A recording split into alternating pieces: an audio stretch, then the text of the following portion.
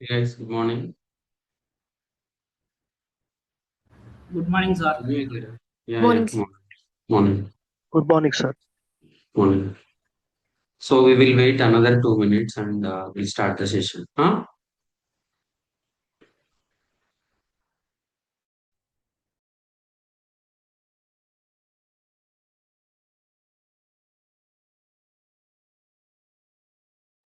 Guys are able to see my screen, right? Yes, sir. Yes, Yeah. sir.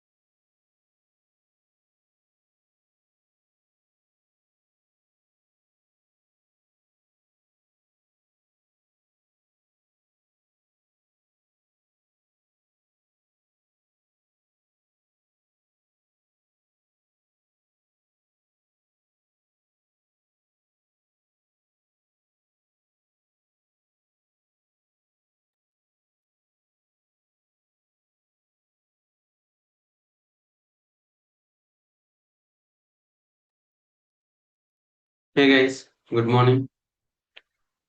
Guys are able to hear? Soumya there? Yes, sir. You're audible, sir. Yeah. So shall we start or something like is anyone is joining? You can start, sir. It's already like 10 Okay. 5 minutes. Okay. Uh, So thank okay. you guys. Yeah. Hi guys, good morning. Good morning, sir. Good morning, sir. Okay. Able to see my screen, right? Yes, sir. Yes, Sure. sir. Yes, sir. Yeah, thank you. So thank you so much. So good morning. So welcome to Blujay. Welcome to 360 degrees, guys. So what we will discuss today, we'll discuss about the Linux with AWS. But the curiosity is, so from development to production. So how it will go something like if you develop a code, developer develop a code. For example, you guys are learning the Java, Python, whatever it may be, guys, right? So you are a developer. How development team deploy their changes in the deployment in the production, something like the development team develop the changes, and once they develop the changes, then it will deploy, the testing team will test the changes, then it will deploy the changes, then go to the production.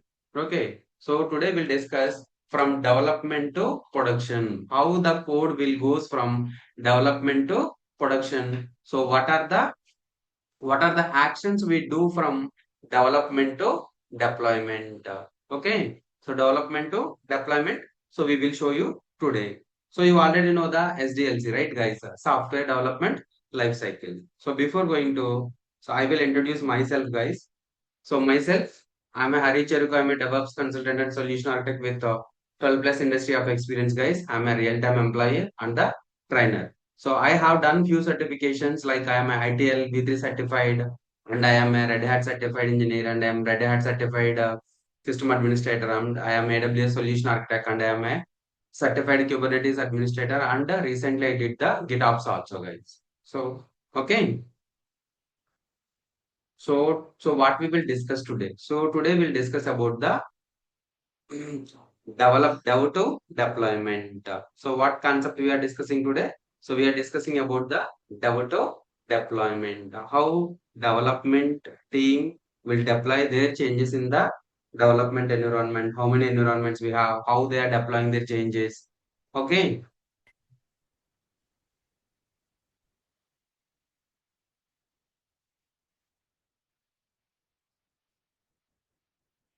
Yeah. So what we will discuss today? We'll discuss development to deployment. So what we will discuss? So we'll discuss today development to deployment. How developer develop the code and how it will be deploying into the production environment. So what you will understand a hands-on. So hands-on cloud. What is cloud and what is cloud computing and the Linux. Why Linux guys? You guys are using the Windows operating system, right? But in the production, most of the people are using Linux only because of Linux is a open source and highly secure. That's the reason the code will be deployed under the Linux servers only. Linux servers only. So you have a question, right? So why you want to learn cloud under Linux? Because of developer will handle the environment like a dev environment. That dev environment will handle you only, right? That's the reason you need to know AWS and Linux. Nowadays, the applications will be deployed under the cloud only. All the applications you already know, right, guys? Monolithic and microservices managed microservice deployment. How the applications are deployed nowadays? The microservices, Spring Boot application. You already know, right, guys? Java guys, Python guys. All the applications should be deployed through the microservices only. Okay, I will give you that point also. Okay, so what freshers? So freshers understand how software moves from code to production. So code to production. What freshers understand, guys? The freshers will understand how software moves from code to deployment. Code to deployment. I will tell you. Okay. So for example, you are clicking in the website something like a www.facebook.com. www.facebook.com. When you enter into this www.facebook.com in your browser, you will get these pages, right? You will get this index or something like this is the home page for our Facebook website. So once you provided the information, so it will log into the your profile, right? This is the guys. Don't do anything. Okay. How we can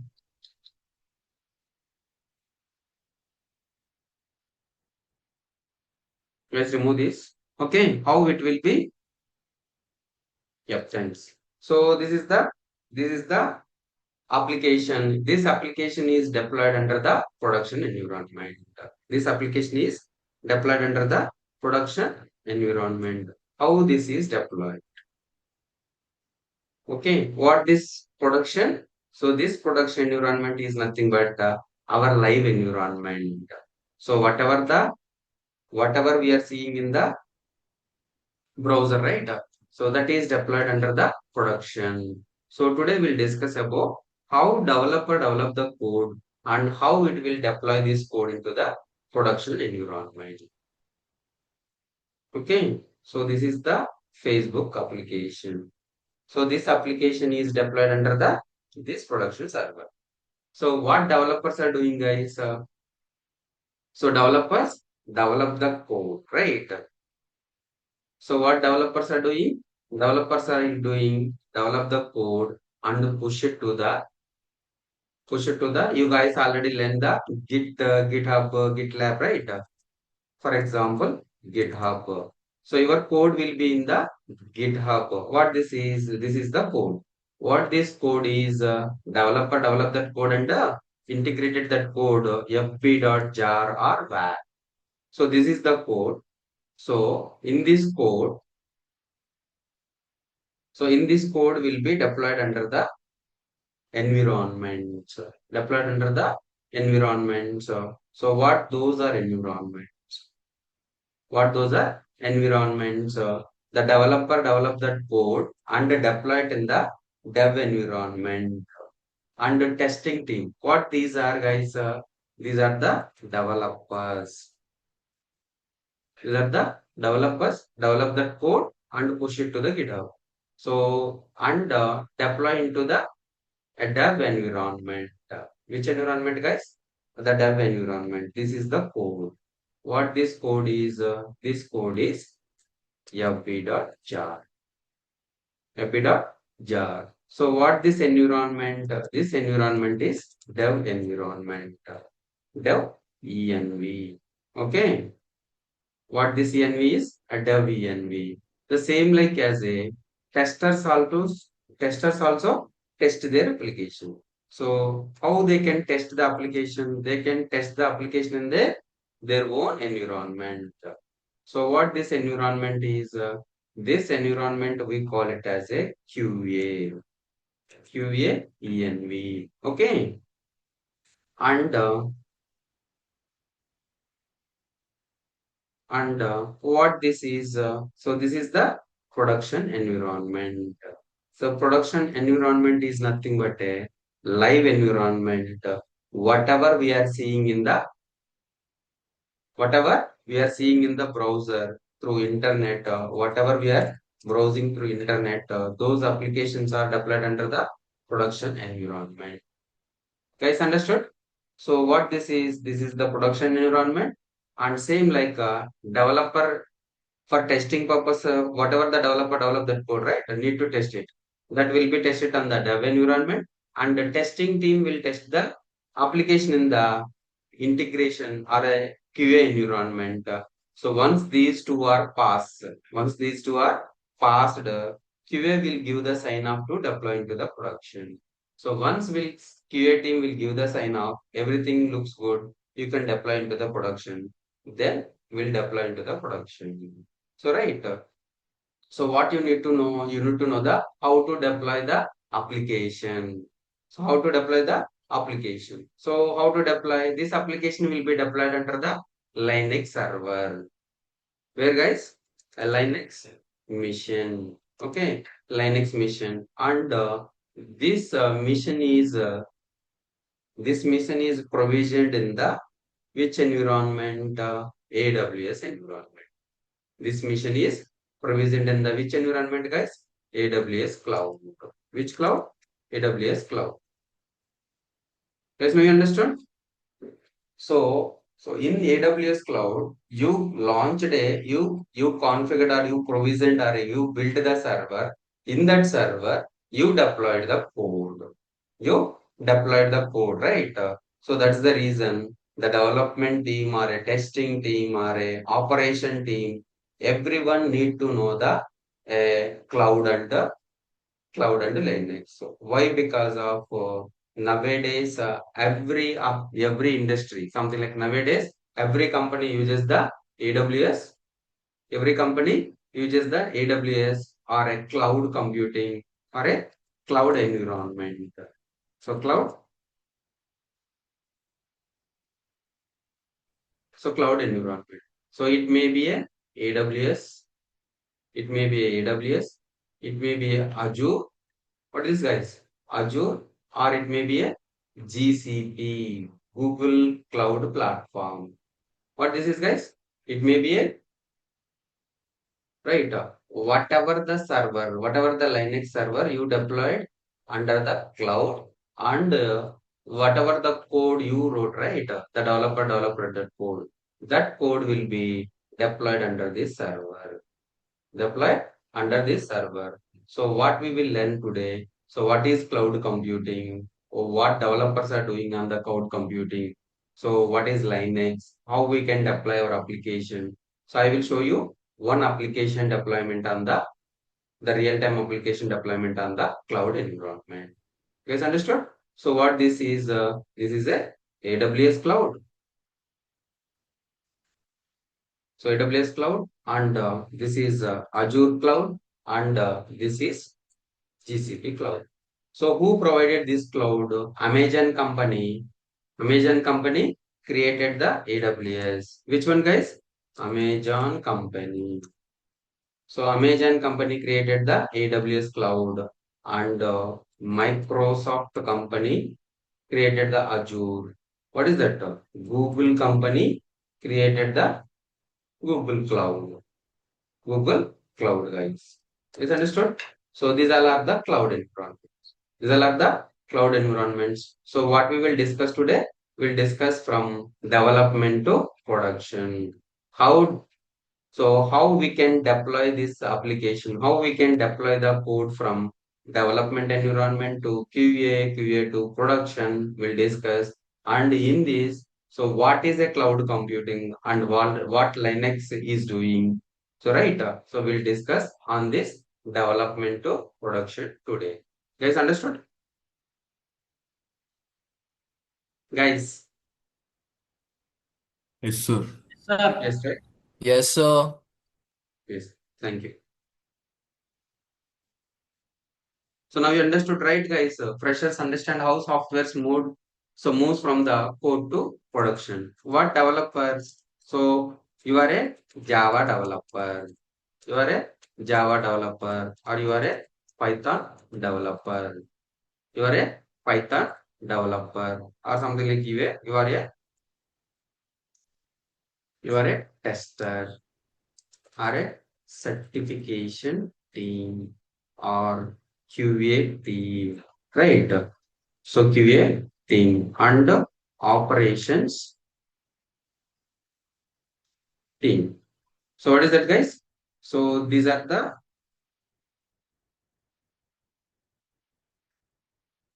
developers, development team. So development team and QA team and operation team. So who will work on this operation team? DevOps or SRE, okay, or a Linux engineer, cloud engineer. Okay, so these guys are from the operation team. Okay, these guys are the operation team. So what developers are developing the code, and the testing team. So developers are developing the code and the testing team tests the application. If any bugs they found it, they will inform to the development team. So something like what they will found when you log into the Facebook, this login option is not enabling. Is this bug or not, guys? Yes, this is the bug. The testing team test the application, and so if there any bugs, they will inform to the development team. Again, they will write the code and they will rectify the bug, and again they will deploy it and they will test it. So finally they will deploy it. What they will deploy it? This Facebook application will be deployed in dev environment and QA environment. Finally, it will deploy it on the production environment. So production is nothing but a live environment. So live is nothing but so who are using? End users. End users means so ours. So we are using the end users. This Facebook application is deployed under the production environment. So before coming to the production, the code will be deployed in the dev environment, QA environment, then finally in the production environment. So finally in the production environment. Guys, understood? So freshers understand how softwares move from code to production. So move from code to production like this way, like this way. So yeah. So you already know about the so what we will discuss today. So we'll let you know. Yeah. So code to production, right? So what are the prerequisites? So what are the prerequisites to learn this course? So what are the prerequisites, guys? What are the prerequisites to learn a developer something like a Java or a Python or whatever it may be? So right, none. So no prior cloud experience. No cloud experience are required to learn this course. What are the prerequisites for this course, guys? No prior cloud experience required. So what is the duration of this course? Duration and timings. You already know, right, guys? Duration and timings. 3 hours duration and so timings are 10 a.m. IST to 1 p.m. IST. So finally we'll discuss. So what we will discuss, guys? Finally, we'll discuss about the real-time deployment. Real-time dev to deployment will show you. Okay. So the real-time deployment means. So what are the guys? You already know the Apache or Tomcat web server. In the Tomcat web server, the Tomcat web server will deploy the application. How they will deploy the application in the Tomcat web server? We'll show you the real-time deployment in the final. Okay, so who is the trainer? Trainer you already know, right, guys? So Mr. Hari having 12 plus years of experience. In these 3 hours, you just learn how to deploy the code. So if you want to learn, so something like you can directly, I will show you end of this, how you can learn all these Linux and the briefly Linux and AWS. I will show you one playlist. So that playlist is created for 360 degree. Okay, you guys can watch that playlist. You will understand more, guys. Okay, yeah. So what we will provide, so don't worry, guys, we'll provide the notes, whatever you want. Guys, a soft copy will provide and class notes and recorded video will share via YouTube link. Okay, so YouTube link.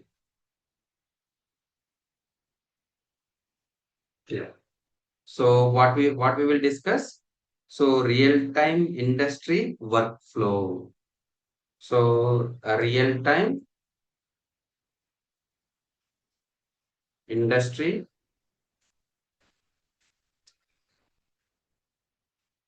workflow. We'll show you the real-time industry workflow. How the development team develop the code. Development team develop the code and deploy on the server. How deploy on the server and cloud. And we'll show you what is a cloud and we'll show you the deployment. We'll show you the deployment. So, okay. So real-time industry workflow, we'll discuss this today. And so what you will learn in the real-time industry workflow.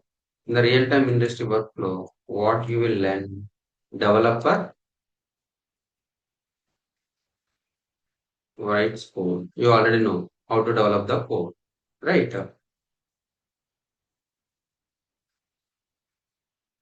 Code pushed to server. This will, you know, how to push the code and Linux server setup. So what you will know? You will learn Linux server setup, something like how you can install the Tomcat web server. Then application deployed on AWS. AWS cloud and Linux server. How your application will be deployed will show it to you. And what you know, user access application. So user access application, beginners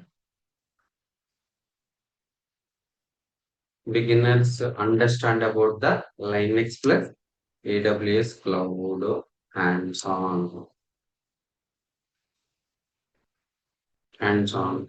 And finally, we'll discuss live demo with the deploy application on AWS EC2 instance. So what we will discuss? Live demo, how real-time deployment and application on AWS EC2 and clear understanding of how companies deploy applications. How companies deploys application. So guys, so we'll discuss all these things in the today's workshop. All these things in the today's workshop. You understood, right, guys? So who knows the software development life cycle? If you guys knows the software development life cycle, I will skip the software development life cycle, guys. Good morning, sir. Sorry, sir, interrupting you. Sorry. Sir, can I know what is the use of Tomcat server? Apart of Tomcat server, is there another services for deployment and testing?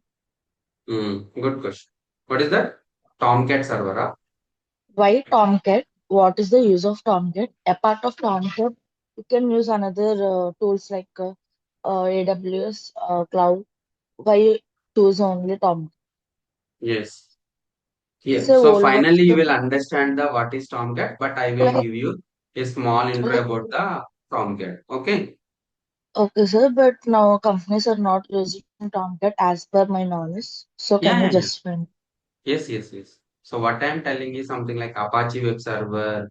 So how application will deploy Apache, Tomcat, Nginx, okay, SpyPark,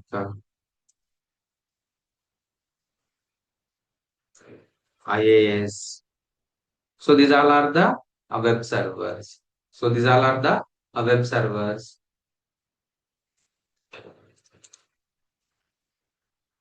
So these all are the web servers. So what this web server? This is the web server. So where you are writing the code in which language? In which language? So in which language you are writing the code? Okay. So in which language you are writing the code? For example, Apache, HTML, CSS, right?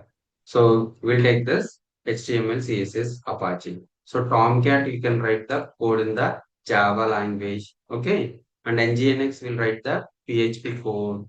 SpyPark will use the Python. And IAS will use the .NET code. So nowadays, Tomcat is not using. Who is asking that question? Kavya, na? Yes, sir, Kavi. Yeah, Kavya. So, in my company, they are using Tomcat only and the .NET IIS they are using. So nowadays application will be deployed under the as a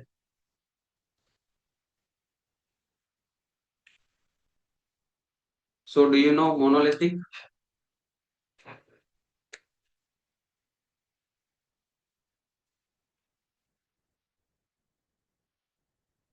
So do you know what is monolithic? What is microservice applications? Kavya or whoever guys. Does anyone knows what is a monolithic and microservice? Yeah. So in the SDLC, right? So SDLC. So nowadays they are using the.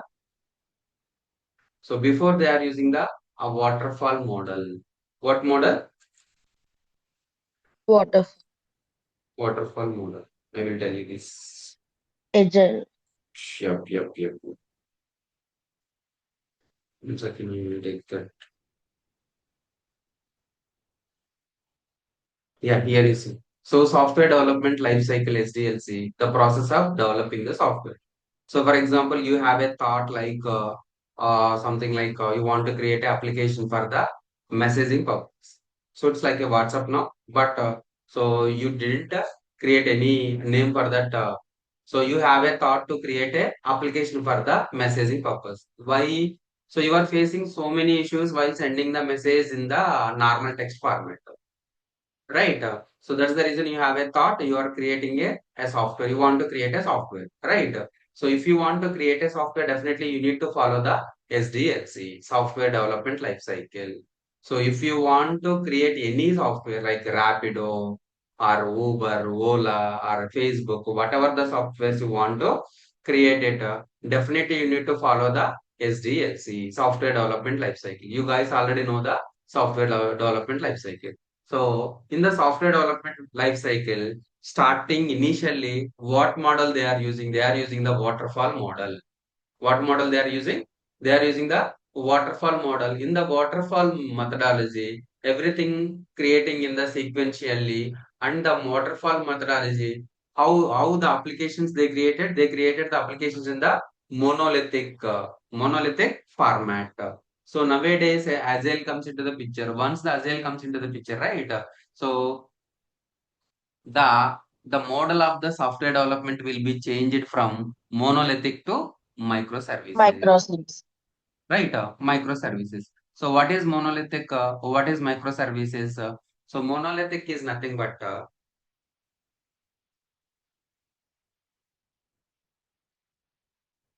so we are deviating curve, yeah, but yeah.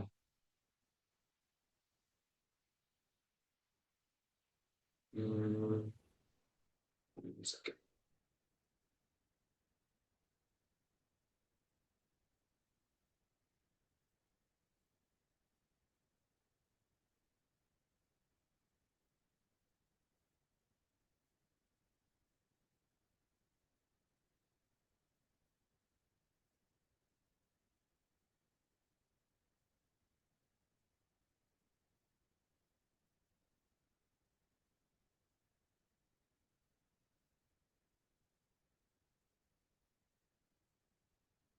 Are able to see it, right? So for this software development life cycle, so what is the monolithic and microservice?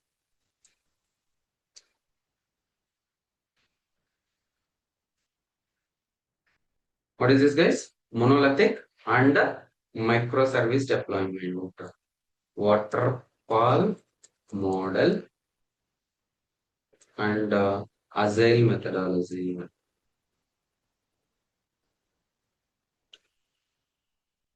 So monolithic and agile model, you can take agile model.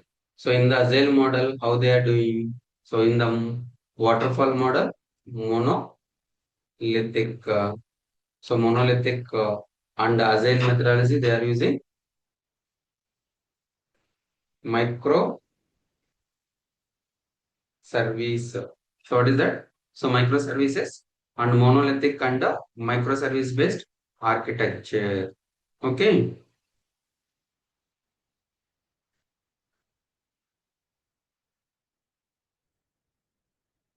Yeah. So monolithic is nothing but, for example, this is the WhatsApp.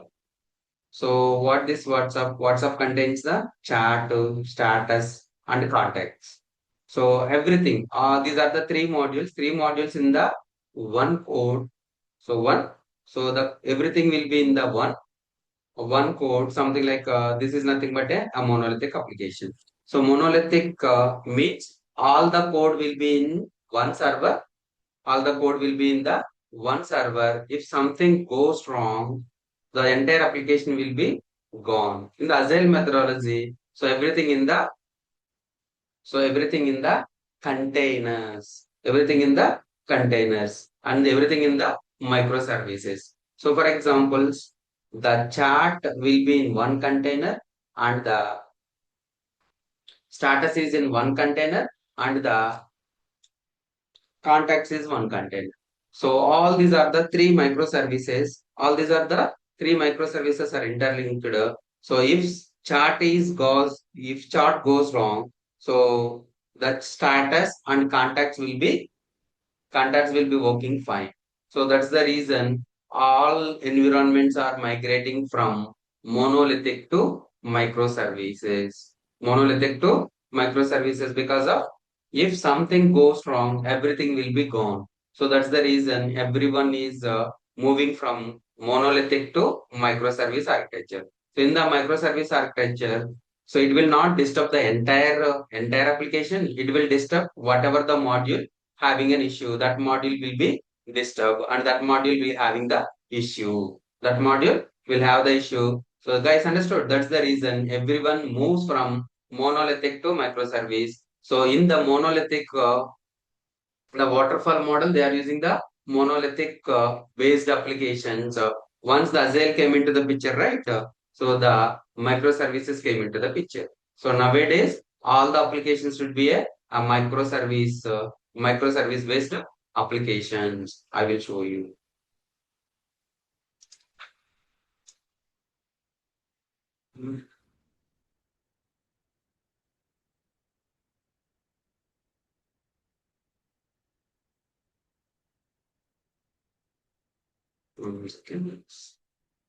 Pod.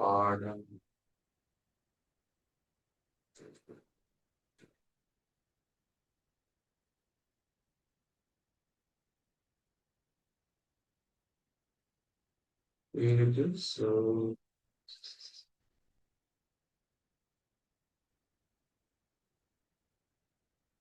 yeah. So you see, guys, monolithic application and microservice based applications. Monolithic and microservice based applications. So in the real world application, monolithic architecture application means everything will be part of one project. So monolithic applications are very difficult to maintain. So microservices, the whole functionality of the application divided into several sub projects which are easily maintainable. Set of APIs will be available and every API is one application. So every API will be one container. So for example, make my trip is implemented in microservice architecture. So what are those? So make my trip application having a flights, trains and buses, right? So for example, this is the microservice based application. So what this is? This is for example, make my trip. So make my trip having the flights, hotels, homestays, holiday packages, trains and buses. For example, we took so flights, trains and buses. So the code will be in the microservice based architecture. So the flights, if something goes wrong on the flights, it will not disturb on the trains and buses. You can book the trains, you can book the buses. If something goes right, so it will not disturb on the buses and flights. So this is the microservice architecture. If it is in a monolithic, the entire application will be in one code, and if flights goes wrong, the entire application will be gone. So that's the reason in the real world nowadays. So what they are using? They are using the microservice based application. So monolithic architecture application is one container. Everything the code will be in one container. But the microservices, for example, e-commerce, AWS or AWS, Amazon, right? So products in one API is a one Docker container. Cards in one API. Payment is one API. Tracking in is one API. If something goes wrong on the cart, so it will not disturb on the products, payments, and tracking. Person payments and tracking. That's the reason nowadays in the real time, which application they are using? They are using the microservice based applications. Which application, guys? They are using the microservice based applications. Divya understood? Divya na Kavya. Kavya understood? Yes, So in the they can use PySpark or they can use the Tomcat or they can use the IIS. So this is the container. Docker container contains the software. Understood? so my question is the Apache Tomcat server is a monolithic application. Yeah, Is it yeah. correct, sir? Microservice also we can use the Tomcat, right? But it's a monolithic application. I will show you.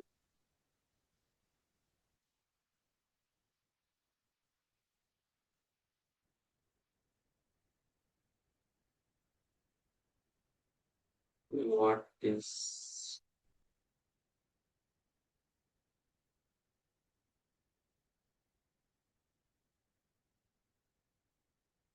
yeah. So here you see, so something like it's a Docker file. So this is the CentOS. You see, right? Tomcat. Tomcat is installing on this, and Apache, Tomcat Apache is installing, and the something Sir, like it's a this is the, open source. yes, it's a open source, Okay. right? This is the Tomcat they are using the sample.var in the Tomcat, and they are exposing it. So this Docker file creates the Docker container, and this Docker container uses in the,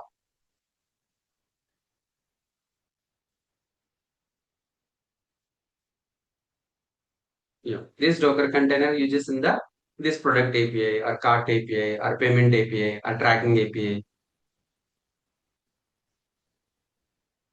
Okay. Yep. Thanks. Yeah. So now you understood, right? So what we are discussing. So what is the software development life cycle? You understood, right? Yeah. So nowadays, how they are deploying, nowadays they are doing something like a DevOps team, DevOps, right? So what is a DevOps? I will show you. So then something like the developer develop that code, right? How it will goes to in the production. Mm, yeah, I will show you monolithic and microservice.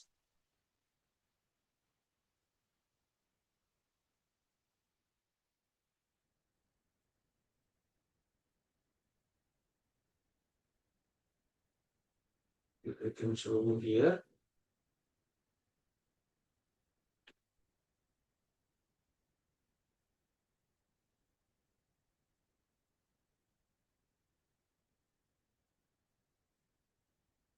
Yeah. So monolithic versus microservices.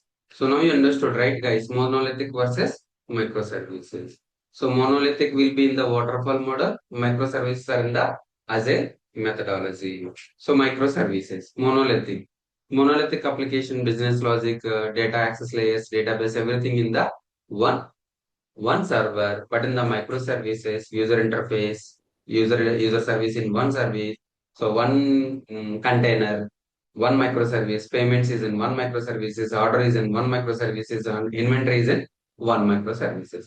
So if something goes wrong on the inventory, if something goes wrong on the inventory, okay, so it will not disturb the other services like order, payments, and the user services, order, payments, and the other services. Yes, understood? Yep, guys. So now you understood the development, right? Yeah.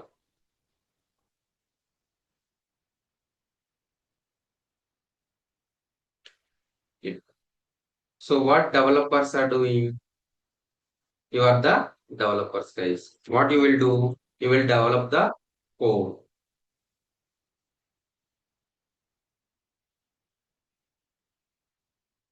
We'll show it in now. Mm, 1 second.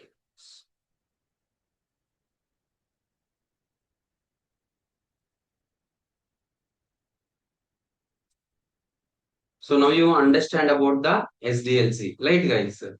So you don't know before what SDLC is, something like your trainer. So initially will show the what is software development life cycle. You didn't understand what is software development life cycle. So something like so you have a thought. You are a,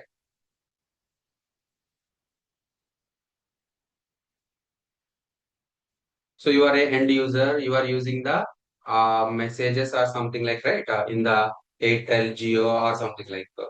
So you are facing some issues. So what are those issues? Uh, so only 255 characters will send it, and there is no audio, audio and video. right? And images also you cannot send, right? And you don't know if the receiver receive the SMS or not, right? So you are facing some issues in the normal text messages. Now you have a thought to implement the software to implement the software. So which software you want to? I want to implement the software to overcome all those things. So what is this analysis? What is this? So analysis under requirements. What are the requirements? I want to I want to send the audios, videos. I want to send the images. I want to send the SMS. I need to know the if the receiver receive the SMS or not, and I want to send the number of character. So right, this is your so these are the drawbacks you are facing it. So you want to overcome all these drawbacks and create a application or a website.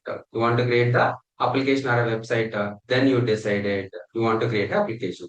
So what you need to follow? You need to follow the software development lifecycle. Because if you want to create a website or application, what you need to follow? You need to follow the SDLC, software development lifecycle, the process of developing the software. How we can develop the software. So what are those? These are the planning and requirements and goals. So design. So design team. Who is the design team, guys? System architecture. So system architecture in the design team. So something like application architect, application architect, and solution architect. So what is that? Solution. So solution architect and application architect will decide what language you can use it and how we can do it.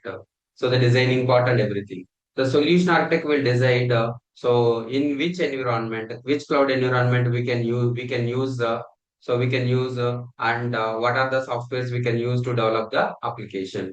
So once they design it, right? So once they design it, so this is the application team, application architect design the WhatsApp application. Initially, we need a chat and contacts. These are the two designs they designed, and architect team will forward to the development team. So development team is nothing but a you are guys. Development is nothing but a you are guys. So who are lead?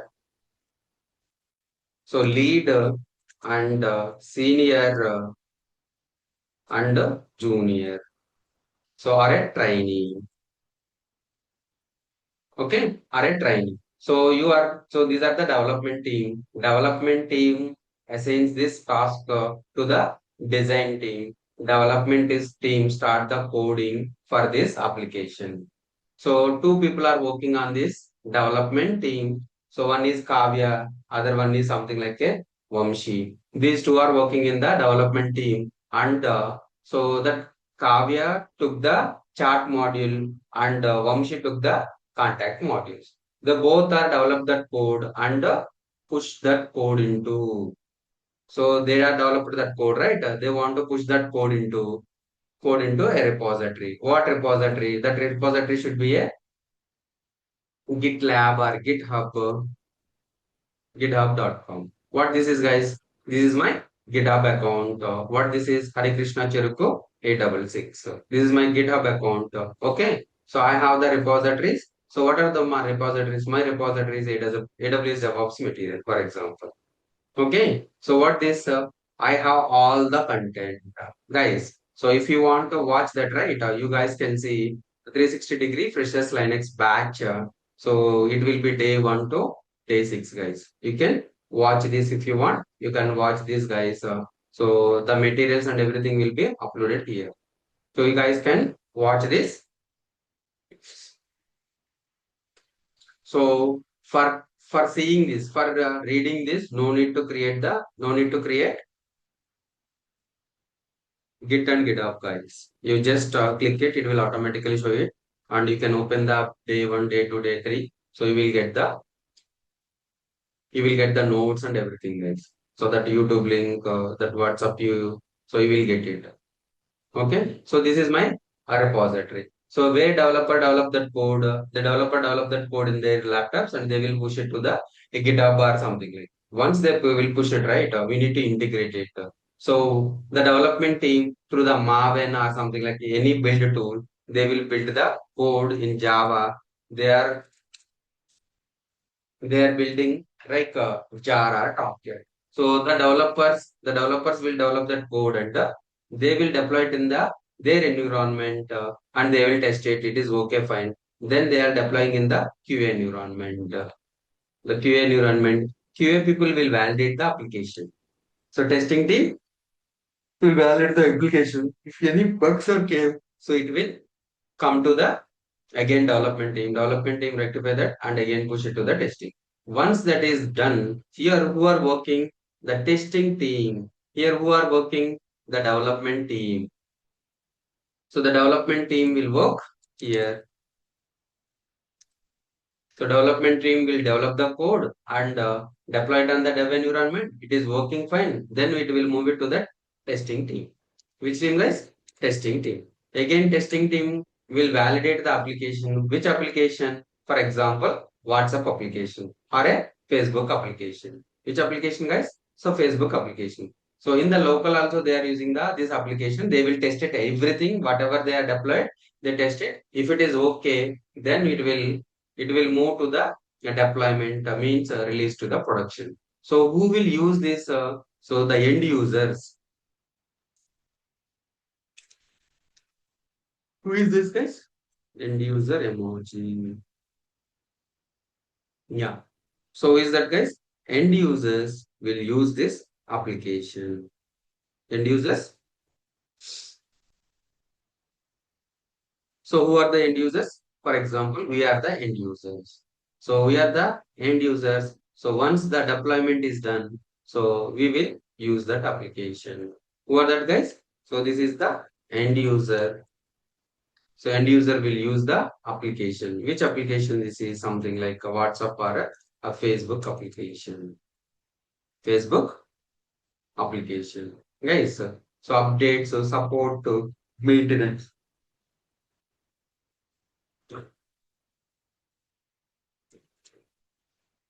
Deployment releases. So what is a deployment and releases, guys? You are joining as a trainee or a software fresher. You joined as a fresher. You don't know the what is development, what is a deployment, what is a release, right? So once you release in the production. So where they are releasing? They are releasing the production in the so where they are releasing in the production environment. Again, so what is the production environment? Everything. So the development environment, QA environment, and production environment, all the environments in the cloud. So for this, what you need to know the Linux. So how we can use the Linux, how we can deploy this application, right? So once you deploy this application in the cloud, any cloud, right? The end user will this application who is using this application. So the end users will we use the application. So where this deployed in the cloud. This deployed in the cloud in the Linux environment. So what is updates and support? So what is updates and supports? In the real time, in the real time, the deployments, in the real time, the deployments, what is that paying?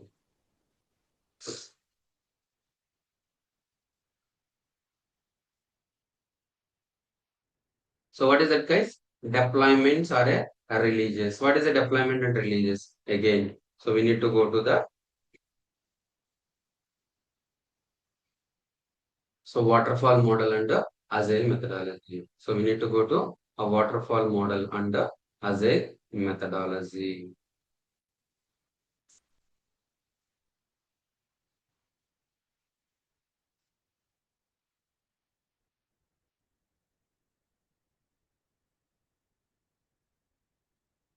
So waterfall methodology versus agile methodology. So what is a waterfall methodology? Analyze, plan, design, build, test, deploy.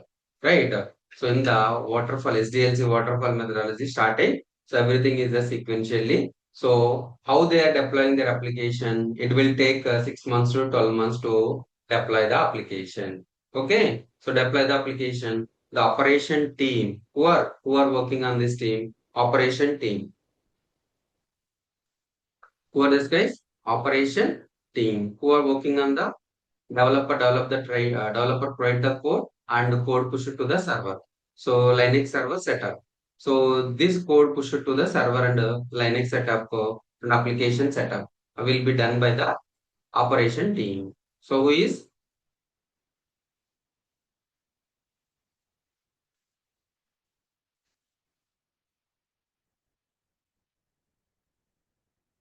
so this is the repository. This is the code, guys. So your code will be in the this repository. This repository is a GitHub repository. Which repository this is? This is the GitHub repository. So once the code is there, so we need to convert it from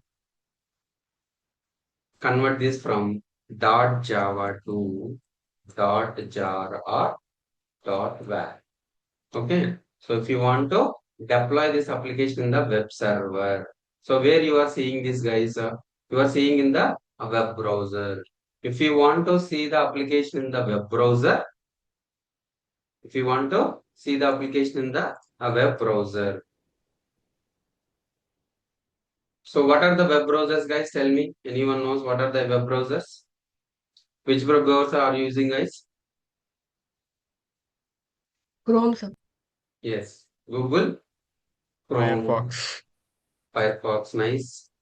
Brave, Sorry? Brave. Brave. Edge. Right. So these all are the yes. So these all are the web browsers. So if you want to see the code in the web browser, in where we need to deploy this code, we need to deploy this code in the web server. What is that, guys? Web server. So what are the web servers are there, guys?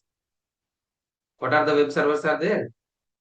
So for example, you wrote the code in the Java. Developer wrote the code in the Java. So which web servers we can use to deploy the Java code, guys?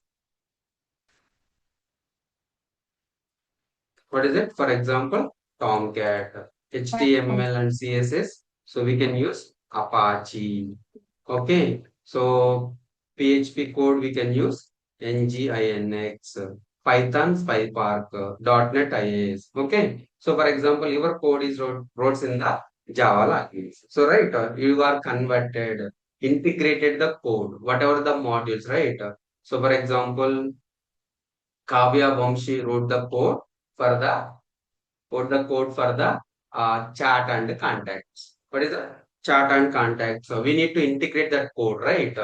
So we need to integrate that code. How we can integrate that code? We can integrate that code through the a build tool. Something like a build is a Maven tool. So we are converting from .java to .var or .jar, .jar, .var or .jar. So through the Maven. So what it done? Integration. So integration is nothing but a I. I is nothing but a integration. So right. So who did this? Developers. So developers did this. Once this is done, right, the application will be deployed under the server. Who will deploy this? So we'll deploy this in the operation engineer. Who is this, guys? Operation engineer guys or a DevOps team deployed the code. Where we need to deploy? This is the web server. You install the a Linux mission. This is the Linux mission. Under the Linux mission, you install the Tomcat Java. Java software you install and Tomcat software you install. So once you install the Tomcat, so where we can see the .java or .var code in the browser. So if you want to see the code in the web browser, definitely that code will be deployed under the web server. Then only we can see it in the web browser. So the code will be deployed under the which web server, guys? Tomcat web server. Okay. So if you deploy the code in the Tomcat web server, you will see the fp.jar here. So once you click the www.facebook.com, so it will check through over the internet and it will connect to the server again. It will connect to the server.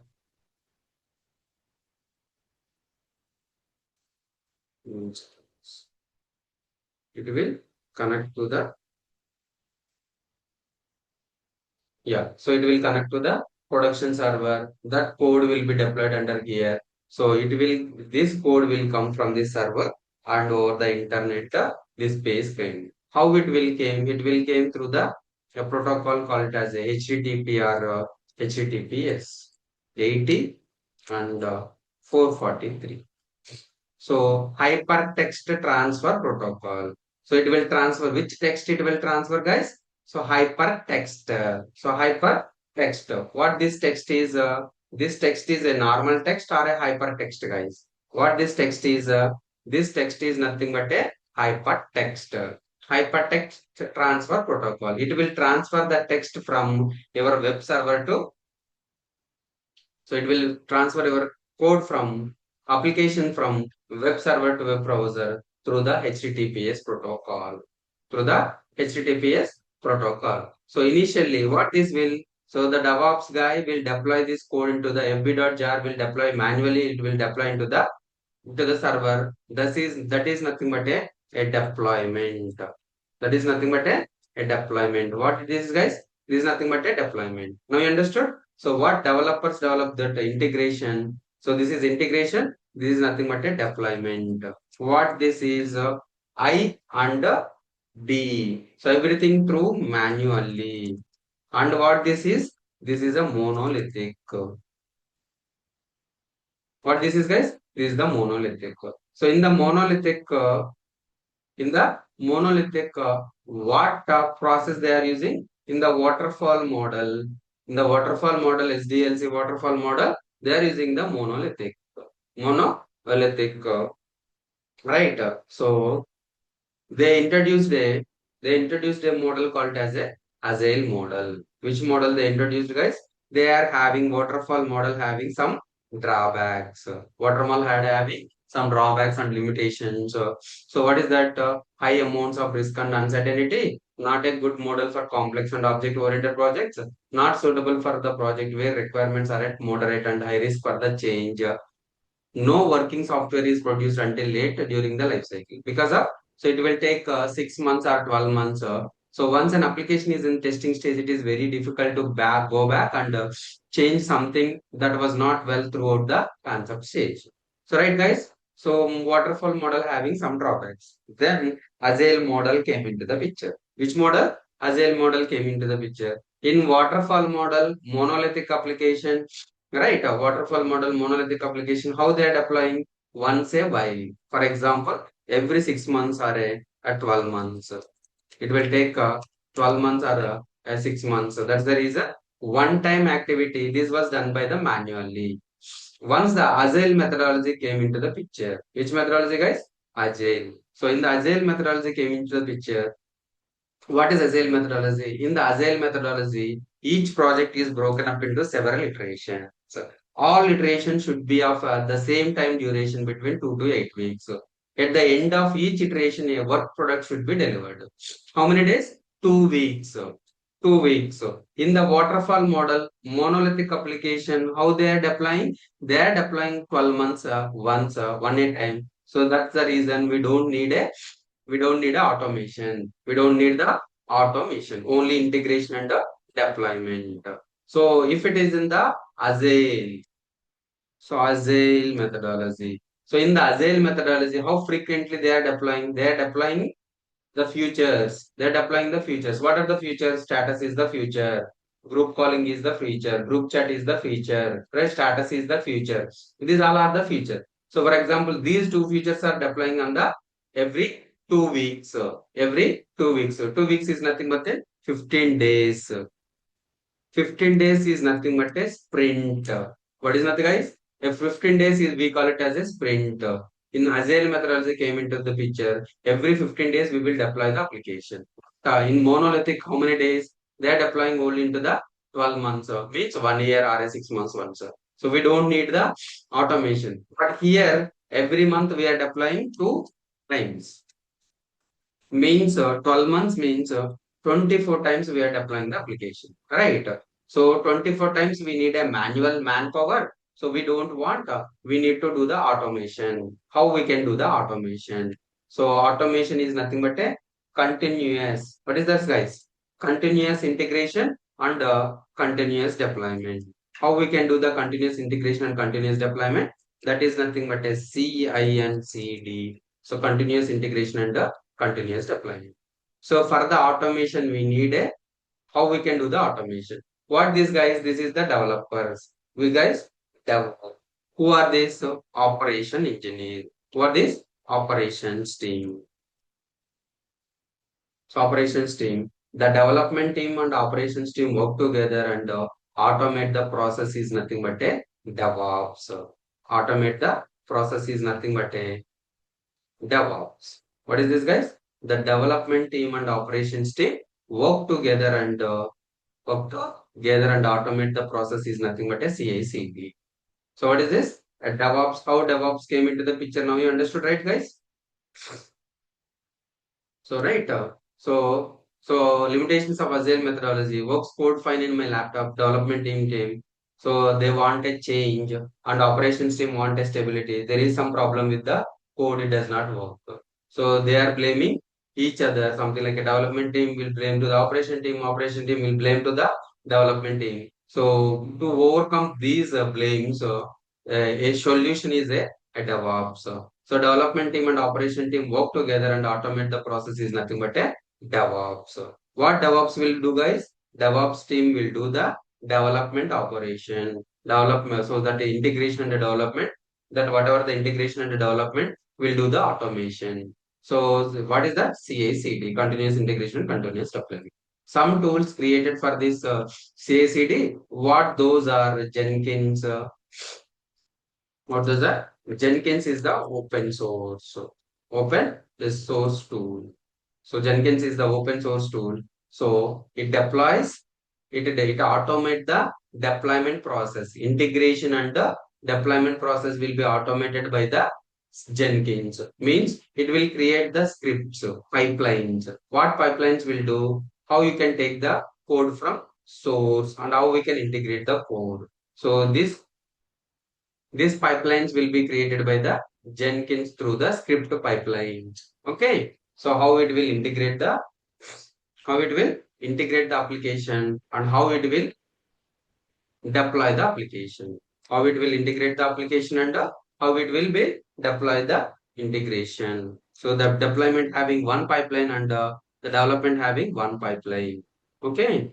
So development and deployment having one pipeline. Okay. Now you understood? So what development team will do? So development team will use the Jenkins. So we can use the some tools and plan, code, build, test, deploy, operate, monitor. So we can do the integration and we can do the operation. Which one? Jenkins, Bamboo, and they are providing some CI/CD tools. They are doing some CI/CD tools. What they will do? So version control, you already know the your GitLab, continuous integration, continuous delivery, and continuous deployment, continuous monitoring. So this is the DevOps stages. What they are doing, they are automate the development process. They automate the development process. Yes, understood? What DevOps operation, so they will do it. You see, right? Jenkins, GitLab, build, test, code quality, then access, then directly finally deploy into the servers. Deploy into the server. So that CI/CD will work it. CI/CD will work like that. Developer develop that code and push it to the up server. So for this pipeline will create by the DevOps team. DevOps team. Guys understood? Software development lifecycle, monolithic versus microservices. So nowadays everything through the microservices only. Microservices deployment is nothing but a container deployment. Okay, so containerization deployments. This will be satisfied by the Kubernetes. All the applications will be deployed under the Kubernetes. So the Kubernetes service in AWS we are providing as a EKS. Which service, guys? EKS service, Elastic Kubernetes Service. The application will be deployed under the EKS. Elastic Kubernetes Service. Elastic Kubernetes Service.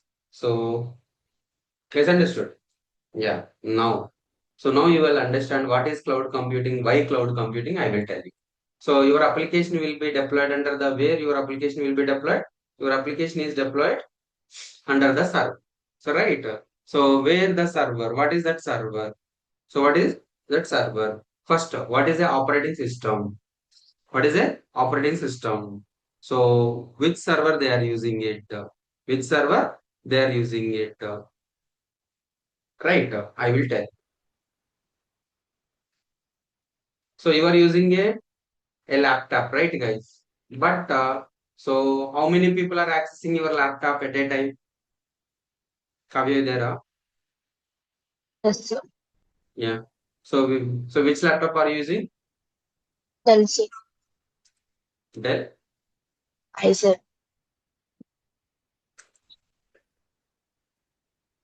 Dell Latitude. Dell Inspire and I said. Oh, yeah, okay, no worries. Yeah. So this is the laptop you are using, guys. In this laptop, which OS is installed? Windows OS is installed. But how many users are connected this laptop at a time, guys? Based on the performance.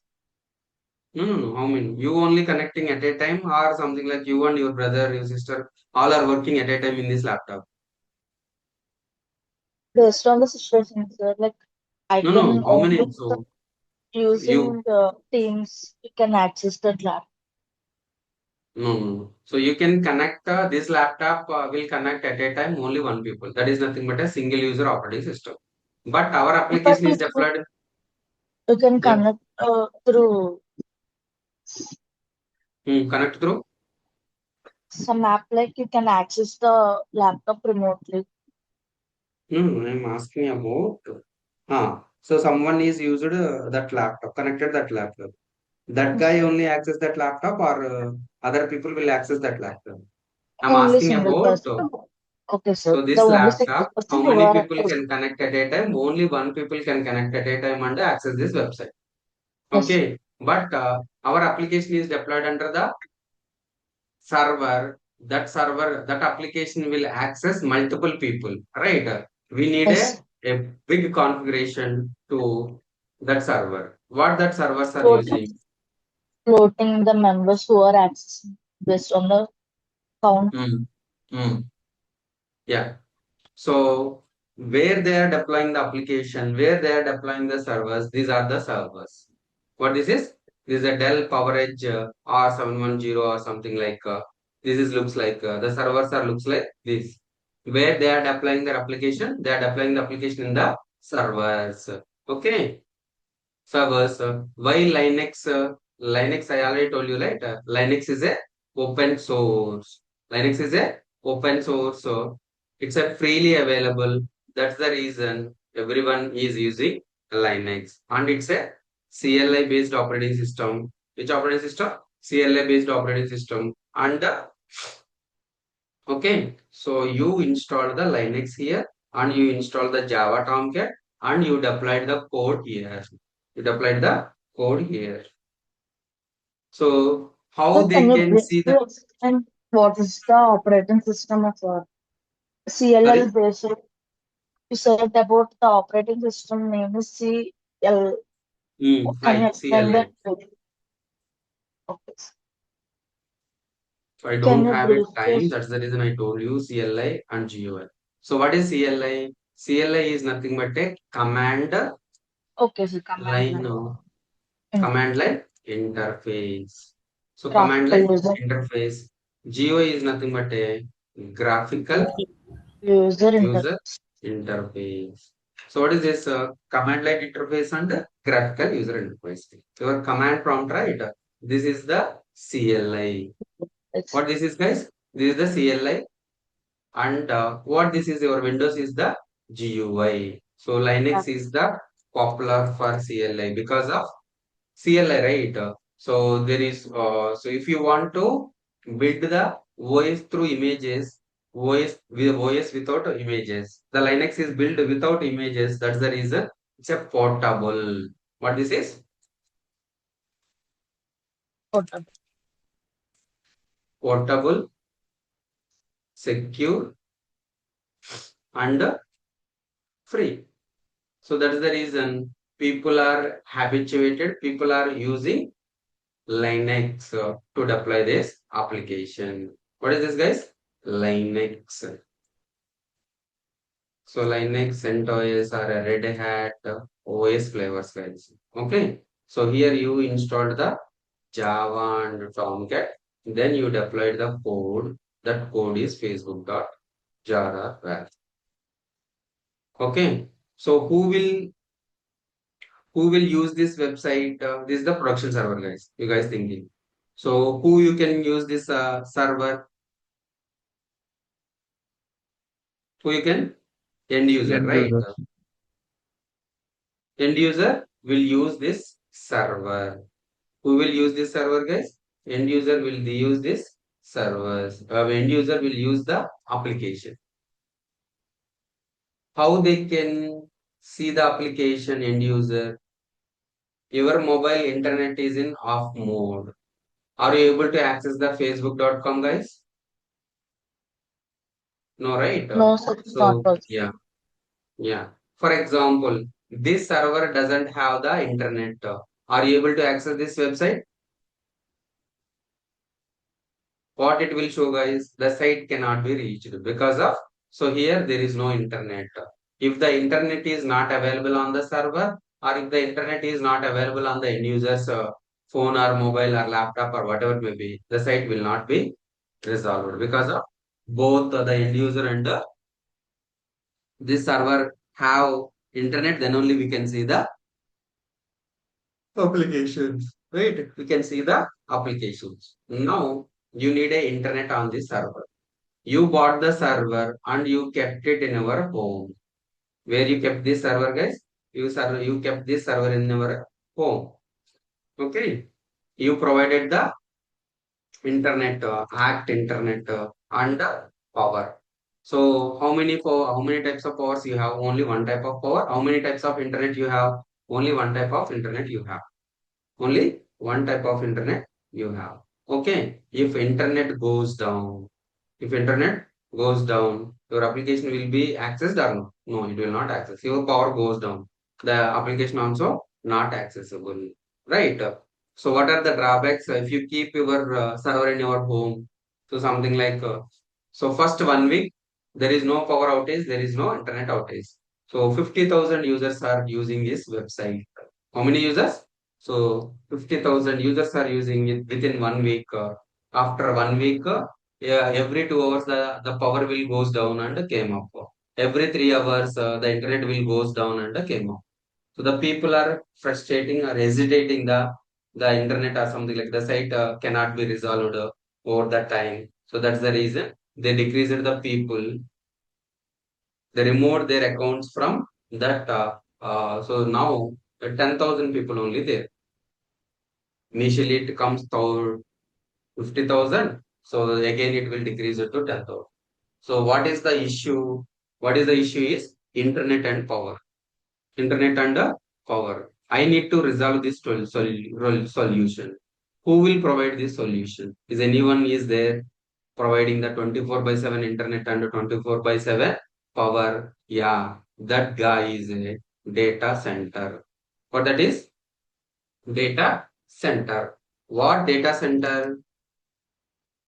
Data center. What data centers, guys? Data centers, they are providing a rental space for to keep our servers and they are providing the 99.99% uptime. They are providing 99.99% uptime. Who the data center control is? Control is data center. You see, guys? So control is the Asia's largest rated 4-tier data center in Hyderabad. There is a in orbit mall road. High-tech city there is in orbit mall road. In that road there is a building called as a. So this is the building. Okay. So this is the building is there in the in orbit road. So here, guys. Okay. So they are providing the data center. What data center provides? Data center provides the rental space to keep our servers. What they are providing? They are providing the data center racks. Yeah. So these are the racks, guys. So the servers will be kept it in here. Where they kept it in here? The servers will be keep it in the data center. You see, right? Dell coverage servers. What they are providing? They are providing the internet and power. And our application will be available on 24/7, 360 days. Sir, who maintained the controllers data servers? Who owned that Sorry, shares controllers data centers? control data center. Who owned it, sir? Like organized by which company? Data center. Which organization? No, they name call it as a data center controllers people. These guys developed the controllers. Sridhar Sridhar Punnapreddy is the founder and CEO of the controllers data center. There is an individual company, sir. Controllers. Company name is a controllers. Control S is the Is company it name. individual? Tell me. It is the individual or it's owned by some tech companies? No, it's owned by some software companies. Who owned the Rapido?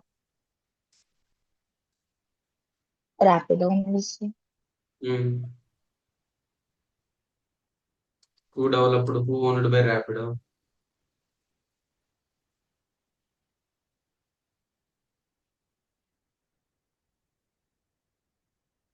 You see, right, guys?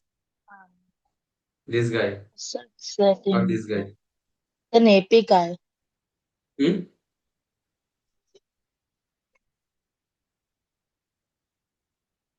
You see this guy, right?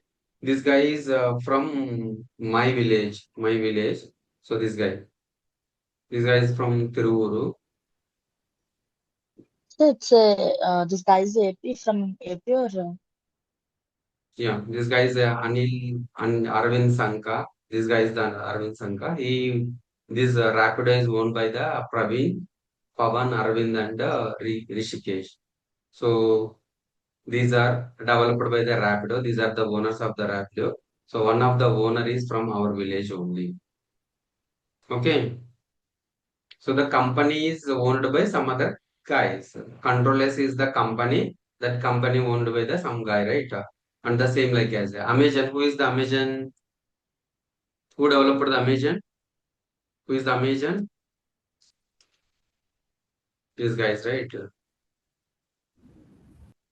Jeff, right? This is the founder of the Amazon.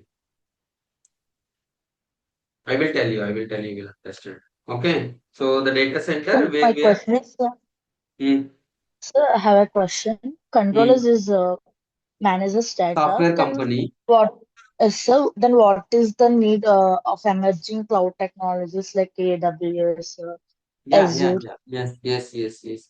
So I will tell you. I will tell you. I It will tell you. also giving rentals in services to Yes, the yes, tech yes, companies. yes. So data center, Sir, we your are voice keeping is the. break. Yeah, go ahead. Now go ahead, Kavya. So my question is, data Hmm. centers controllers, the data center, the name is controllers, is providing rental services to the tech companies. Then what Hmm. is the need of emerging cloud technologies like uh, Am- Amazon, AWS cloud. uh, Azure, Nice. Azure Good and question. Good question. GC? Yes, yes. Good question. You will understand. You will understand this concept now. Okay. Okay. So data center provides the rental space for to keep our servers. Okay. So what they are providing? They are providing a IaaS service. What is that? IaaS service. Infrastructure as a service. What is that? Infra as a service. Infra as a service. Data centers provides infra as a service.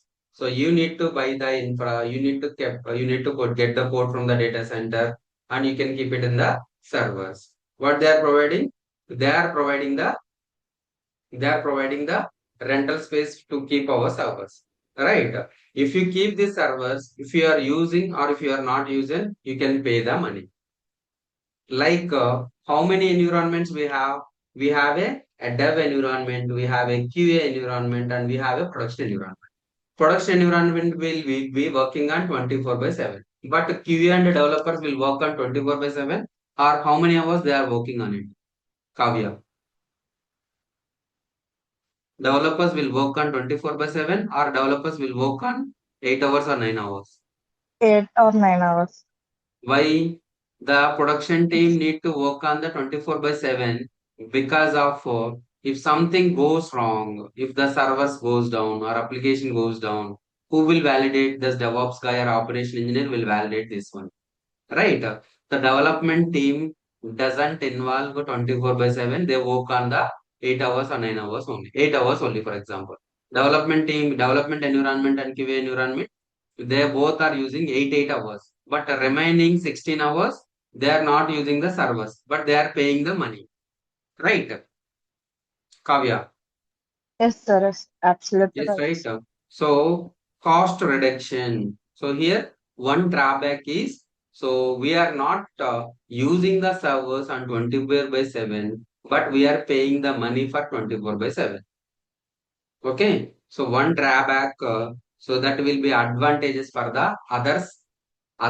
Okay.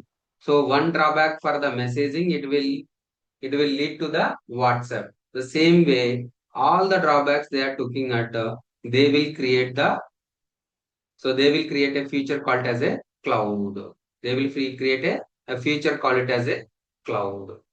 Now you understood. Yes, sir. Now you understood. One second. So why AWS Azure came into the picture? Okay. So what is that? The drawback. What is the Yes, slogan sir. of the cloud? Pay as you Sir. go. What is that? Pay as you go. What is pay as you Yes. go? Pay as you go is nothing but a How so much whenever we you need use it? the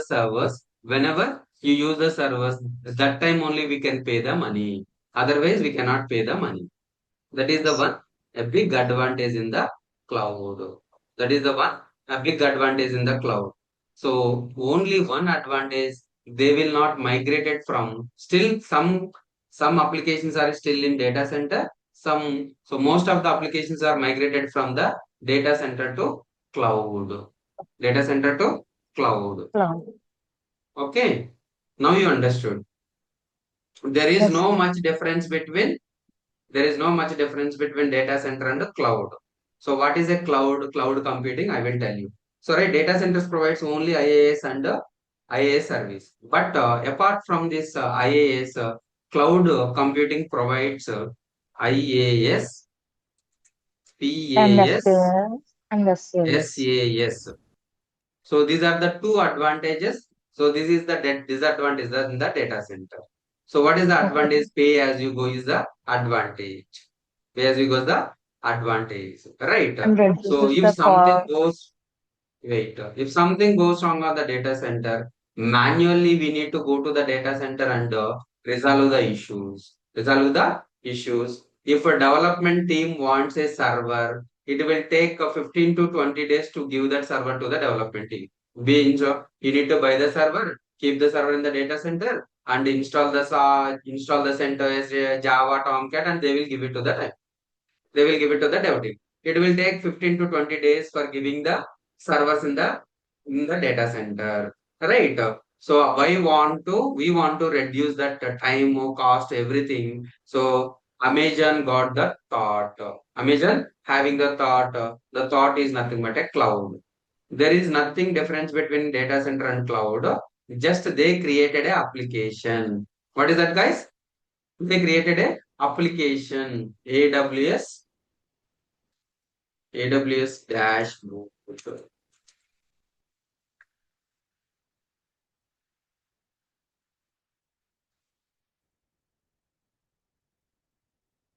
AWS services dashboard. Hmm.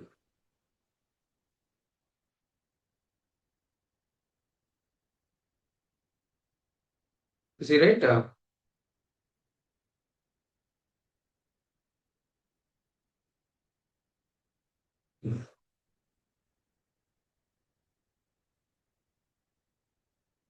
For example, this is the dashboard. What is dashboard? For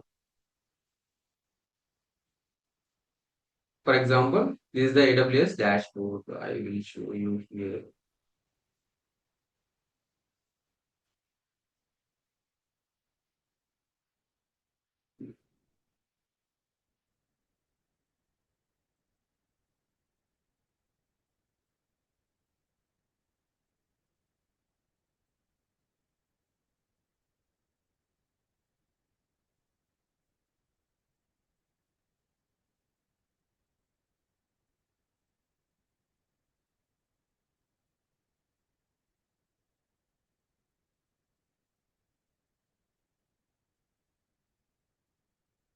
One second, guys. AWS. mm,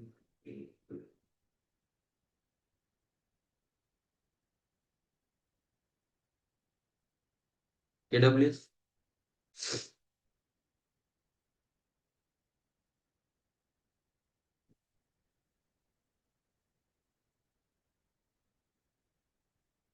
Yeah. So this is the dashboard of the AWS, guys. So something like instances. These are the instances. How you can connect the AWS. How you can launch the instances. Okay. How you can connect the AWS instances. I will tell you.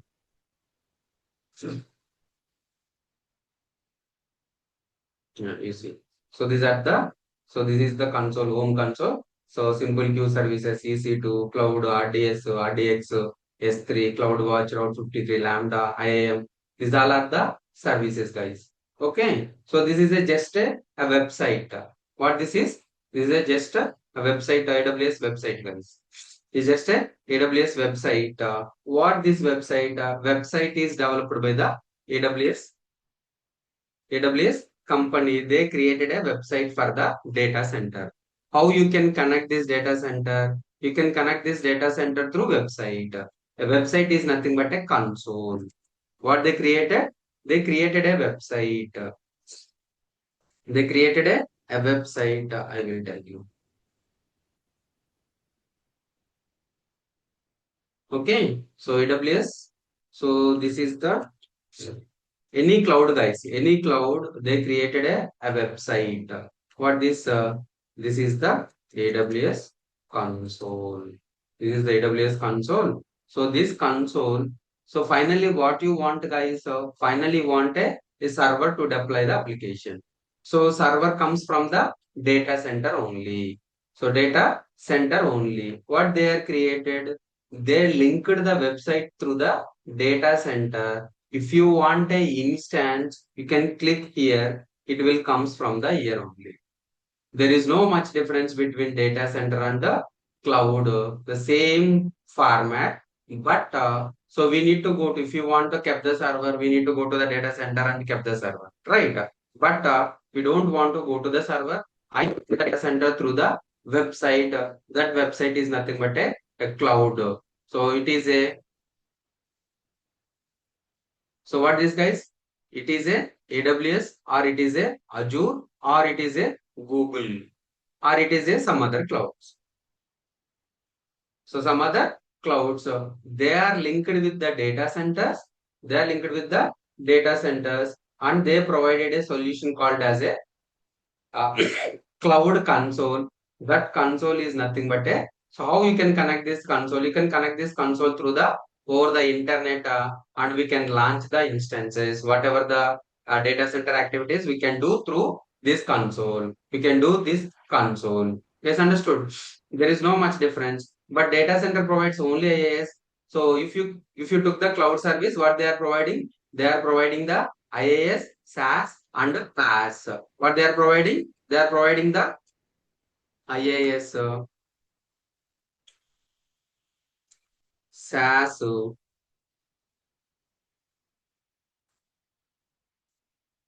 PaaS. So right. So what they are providing? They are providing the IaaS, SaaS. So but only data center that controllers, so they are providing only the IaaS. Why cloud computing popular? Because of IaaS, SaaS, and PaaS. IaaS, SaaS, and PaaS. Pay as you go, and pay as you go and right. So in the data center environment, if you want a server, in the data center environment, if you want a server, you need to buy the Dell coverage, then you can keep it here and you can install all these things. But in the cloud, they already predefined environment. It's already a predefined environment. So the server is they created as a services. So here they everything we created as a services. Everything we created as a services. Okay. So what are the services? If you want a server, the services is called as a EC2 instance. If you want a storage, they created as a S3. If you want a network, they created as a VPC. If you want a Kubernetes, they created as a EKS. So if you want a Docker, they created as a ECS, Elastic Container Services. Everything through services. They are created, predefined, and released as a services. No need to bother about the RTS databases and everything. They already created it, predefined it, and you can just launch it. You just launch it. You guys understood? You understood the cloud? Yes, sir. Yes, right? Nice. What is a cloud computing?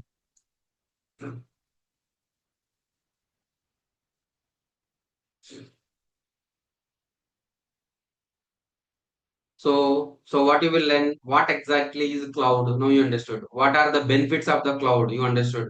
IaaS, PaaS, SaaS. Why we need to learn cloud? What cloud options we have? Why skills needed to be cloud job ready? So what is a cloud, guys? Cloud computing is a on-demand delivery of IT resources over the internet with pay-as-you-go pricing. Instead of buying, owning, maintaining physical data centers and servers, you can access the technology service such as cloud computing power, storage and databases as an needed basis from cloud provider such as Amazon Web Services, Microsoft Azure, Google Cloud, everything, guys. Right, understood? So this is the cloud. Everything they provided, you just use it. You just use it. Okay, everything, infrastructure, platform, application, everything they will take care of it. What are the benefits of a cloud computing? What are the benefits, guys? What benefits we have?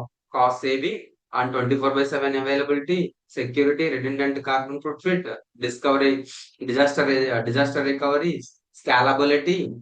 Okay, all these will be a benefits. So why we need to learn cloud? High demand. All industries embarrassing cloud, moving from on-premise. What is on-premise, guys? On-premise is nothing but a data center. So they are moving from data center to public cloud to save the cost, which is creating demand for cloud engineers, hence more opportunities. Future-proof career. Cloud computing is the demand from last many users and in the future also going to stay and even grow further, which simply create more opportunities for cloud architect, engineers, application developers, increase our personal professional profile, personal growth, and future goals scope also you have available.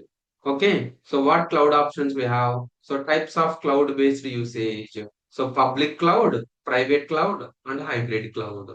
What are the cloud bases on usage? So public cloud, private cloud, and hybrid cloud. This is the publicly accessible framework where one can store data or use it as a virtual machine. This can be done either by programming or autonomously. Here, individual does not have to invest time and effort in buying physical servers, but can get started on time. Public clouds are available to use pay per approach basis. So, private cloud, if one needs to have a cloud exclusively for organization and private cloud, so I will tell you hybrid cloud, private cloud, and so what is that?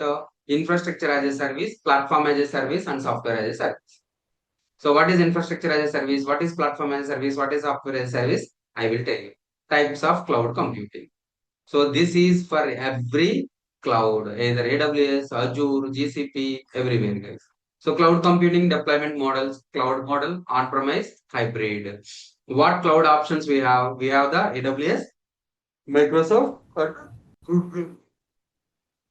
Amazon Web Services is the world's most comprehensive and broadly adopted cloud platform, offering over 20 fully featured services 200 fully featured services from data centers globally. Millions of customers, including the fastest growing startup, largest enterprises, and leading government agencies, are using AWS to lower cost, become more eligible and innovative faster. Nowadays, these are also popular Azure and Cloud. The Azure Cloud Platform is the more than 200 products and cloud services designed to help your bring new solutions to life to solve the today's challenges or create a future. Build, run, and manage applications across multiple clouds, on premises and at edge, with the tools and frameworks you choose. GCP, Cloud Computing Platform, offered by Google, is a suite of cloud computing services that runs on the same infrastructure that Google uses internally for its end user products such as Google Search, Gmail, file storage, and YouTube. Alongside a set of management tools, it provides a series of modular cloud services including the computing, data storage, data analytics, and mini learnings. Okay, what skills need to be cloud ready? So basic knowledge, database, virtualization, API JSON, Linux shell scripting, programming, automation, metrics analysis, cost management, and cloud service platform examples. Is understood? Yeah, I will tell you briefly.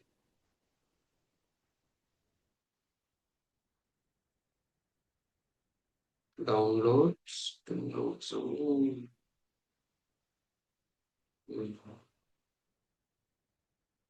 Yep, guys. So, introduction to cloud computing. What is cloud computing? So, why we go for cloud computing? History and origins of a cloud computing. Characteristics of the cloud computing. Types of cloud services.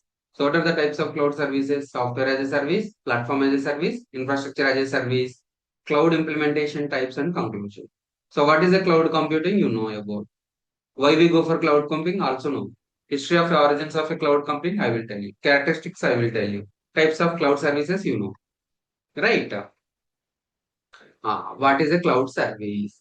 Services and solutions that are delivered and consumed in a real time over the internet are cloud services. When you store your photos online, webmail, social networking sites, and will use the cloud computing service. What is a cloud computing? Cloud computing is a delivery model of computing services over the internet. Over the what they are providing over the internet.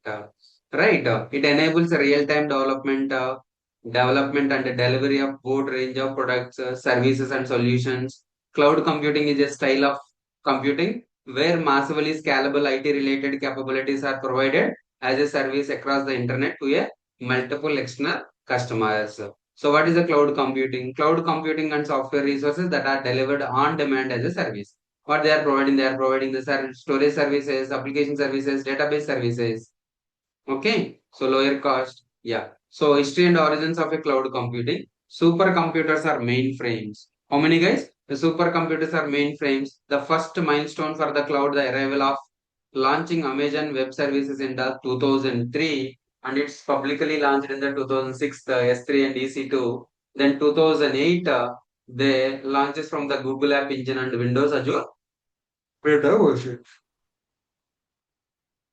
So what is the characteristics? On-demand self-service, flexible pricing per year, and rapid elasticity, resource pooling, ubiquitous network access. Okay. Yeah. So what is that? Cloud service layers as infrastructure as a service, platform as a service, application as a service, cloud service layers. What are those? Infrastructure, platform, and software. IaaS, PaaS, and SaaS. What is IaaS? Infrastructure as a service. What is PaaS? Platform as a service. What is SaaS? Software as a service. IaaS is the delivery of the technology infrastructure as a on-demand scalable service. PaaS is nothing but a PaaS provides all the facilities required to support the complete life cycle of the building and delivering web application and services entire from the internet. SaaS is nothing but a software delivery methodology that provides a licenses multi-tenant access to the software and its functions remotely as a web-based. So I will tell you what is IaaS, what is SaaS and PaaS. What is IaaS? IaaS is nothing but an infra as a service. So if you want to deploy the application, you need a infra. So you can take from the EC2. EC2 is the infra. Okay. So you can take the AWS console, then you can install the EC2 instance is nothing but a server Okay, that is nothing but a infra.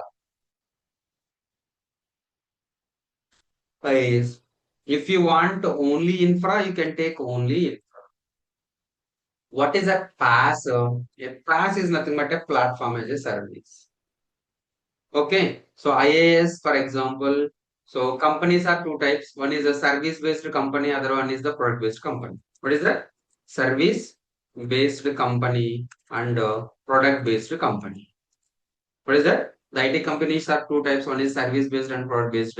So Controllers is the product-based. Controllers, Amazon, these all are the product-based companies. Service-based companies are TCS, Infosys, Wipro. All these companies are service-based companies. What is service-based companies?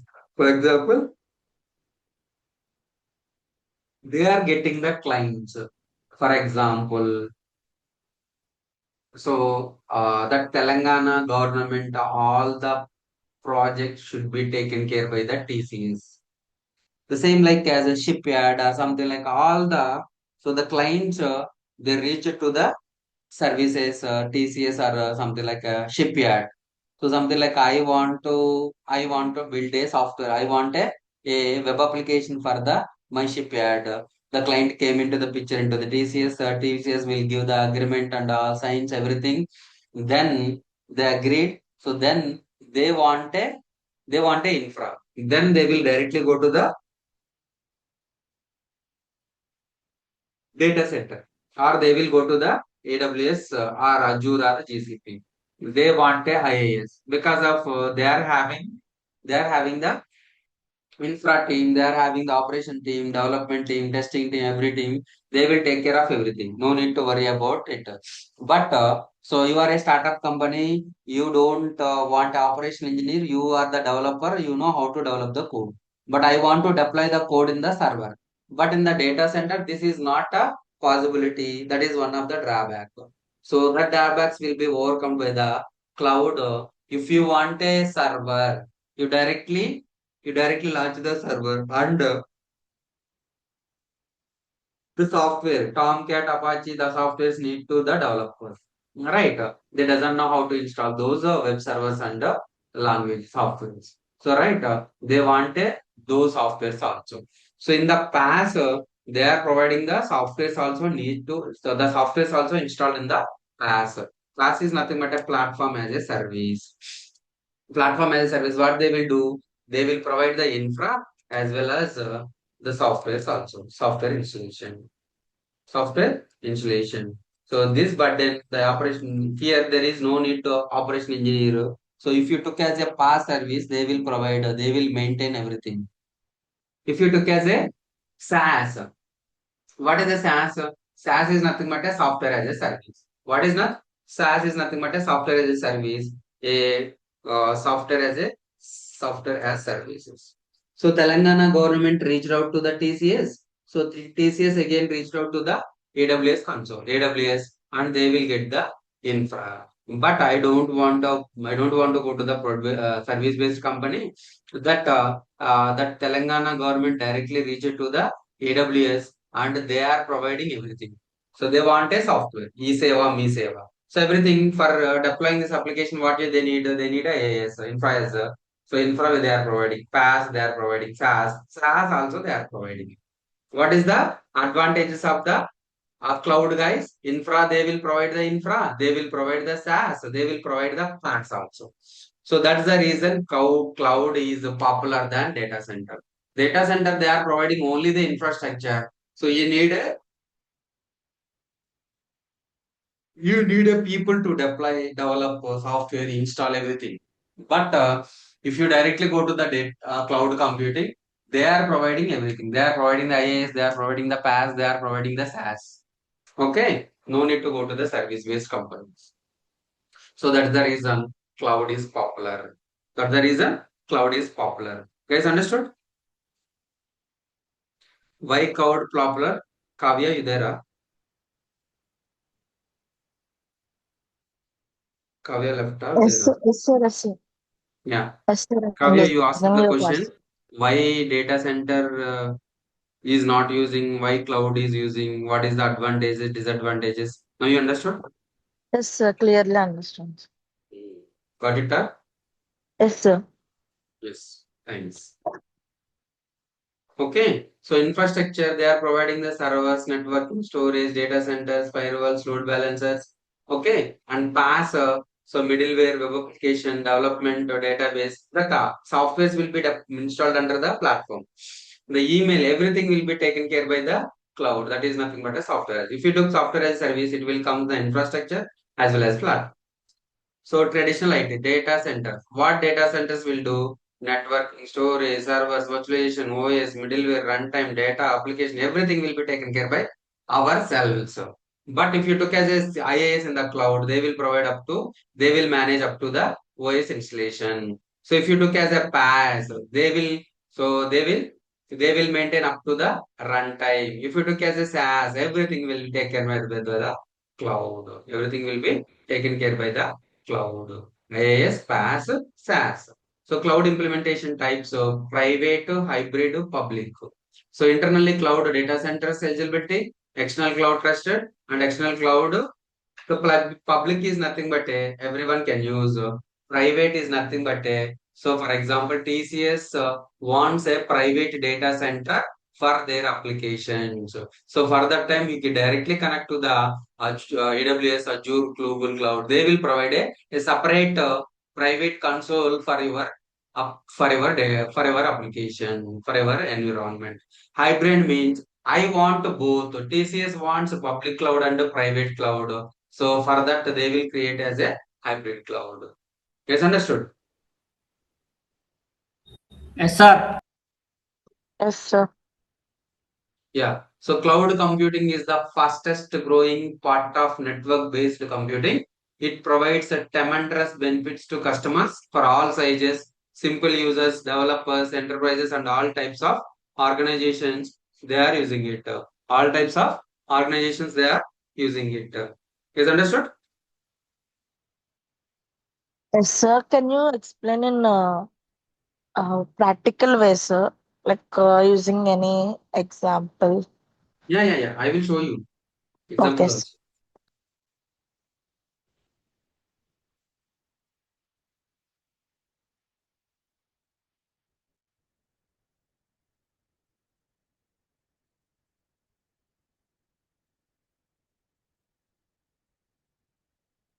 Yeah.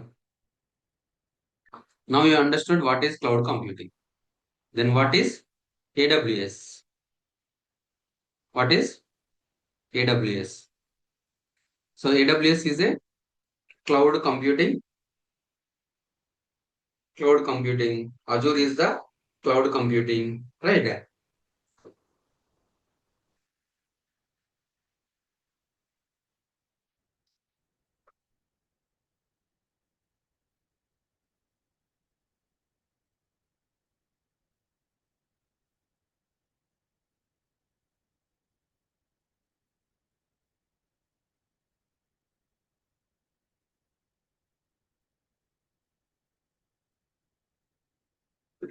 Now you understood about the on-premises versus AWS cloud platform. Now you understood, right? Advantages and disadvantages we explained, right, guys? Yes. On-premises versus AWS cloud platform. On-premise is nothing but a data center. Guys, understood? So what is on-premise data center disadvantage? I already told you, right? So what is the cost effective, pay as you go, high scalability, high availability, faster deployment, global infrastructure, security and compliance, automatic updates and management, disaster recovery, backup, innovation and integration. Now, so what is AWS? AWS is Amazon Web Services. What is AWS? A means Amazon, W means web, S means services. Is a cloud provider. They provide you with servers and services that you can go on demand and scale easily. AWS has revolutionized IT over the time. AWS powers some of the biggest websites in the world. So Amazon.com, Netflix, right? What they are providing the services. What services they are providing? EC2, Amazon ECR, ECS, Elastic Beanstalk, Lambda, Autoscaling, IAM, AWS S3. SCS, RDS, Aurora, DynamoDB, Elastic Cache, SQS, SNS, right? These all are the services they are providing. AWS Cloud History 2002 internally launched in 2003. Amazon infrastructure is one of their core strength idea to market. 2004 launched publicly with SQS. 2006 relaunched publicly with SQS S3 and EC2. 2007 launched in Europe. Great guys. So who are using the AWS, Dropbox, Airbnb, NASA, Netflix? They are using the AWS. So AWS number, cloud number fact, AWS is the leader, Microsoft and Google. AWS cloud use cases. AWS enable you to build sophisticated scalable applications applicable to a diverse set of industries. Use cases include enterprise IT, backup, storage, big data analytics, website hosting, mobile, social app, gaming, everything. So they created a website, right? But the data centers are specific to the state or something like. So I created so that cloud created a website and they linked the regions. They linked the region data centers, AWS regions, availability zones, AWS data centers, AWS edge locations, right? Regions, right? Frankfurt, Paris, Milan, Spain, London, Ireland, Scotland, so North California, Ohio, North Virginia, Gulf Cloud, Canada. So right, all these are there. They are introduced their cloud. Okay. So what AWS region? What is a region?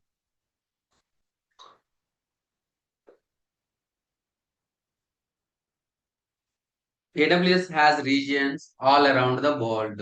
The names can be US East, US West. A region is a cluster of data centers. Most AWS services are region scope.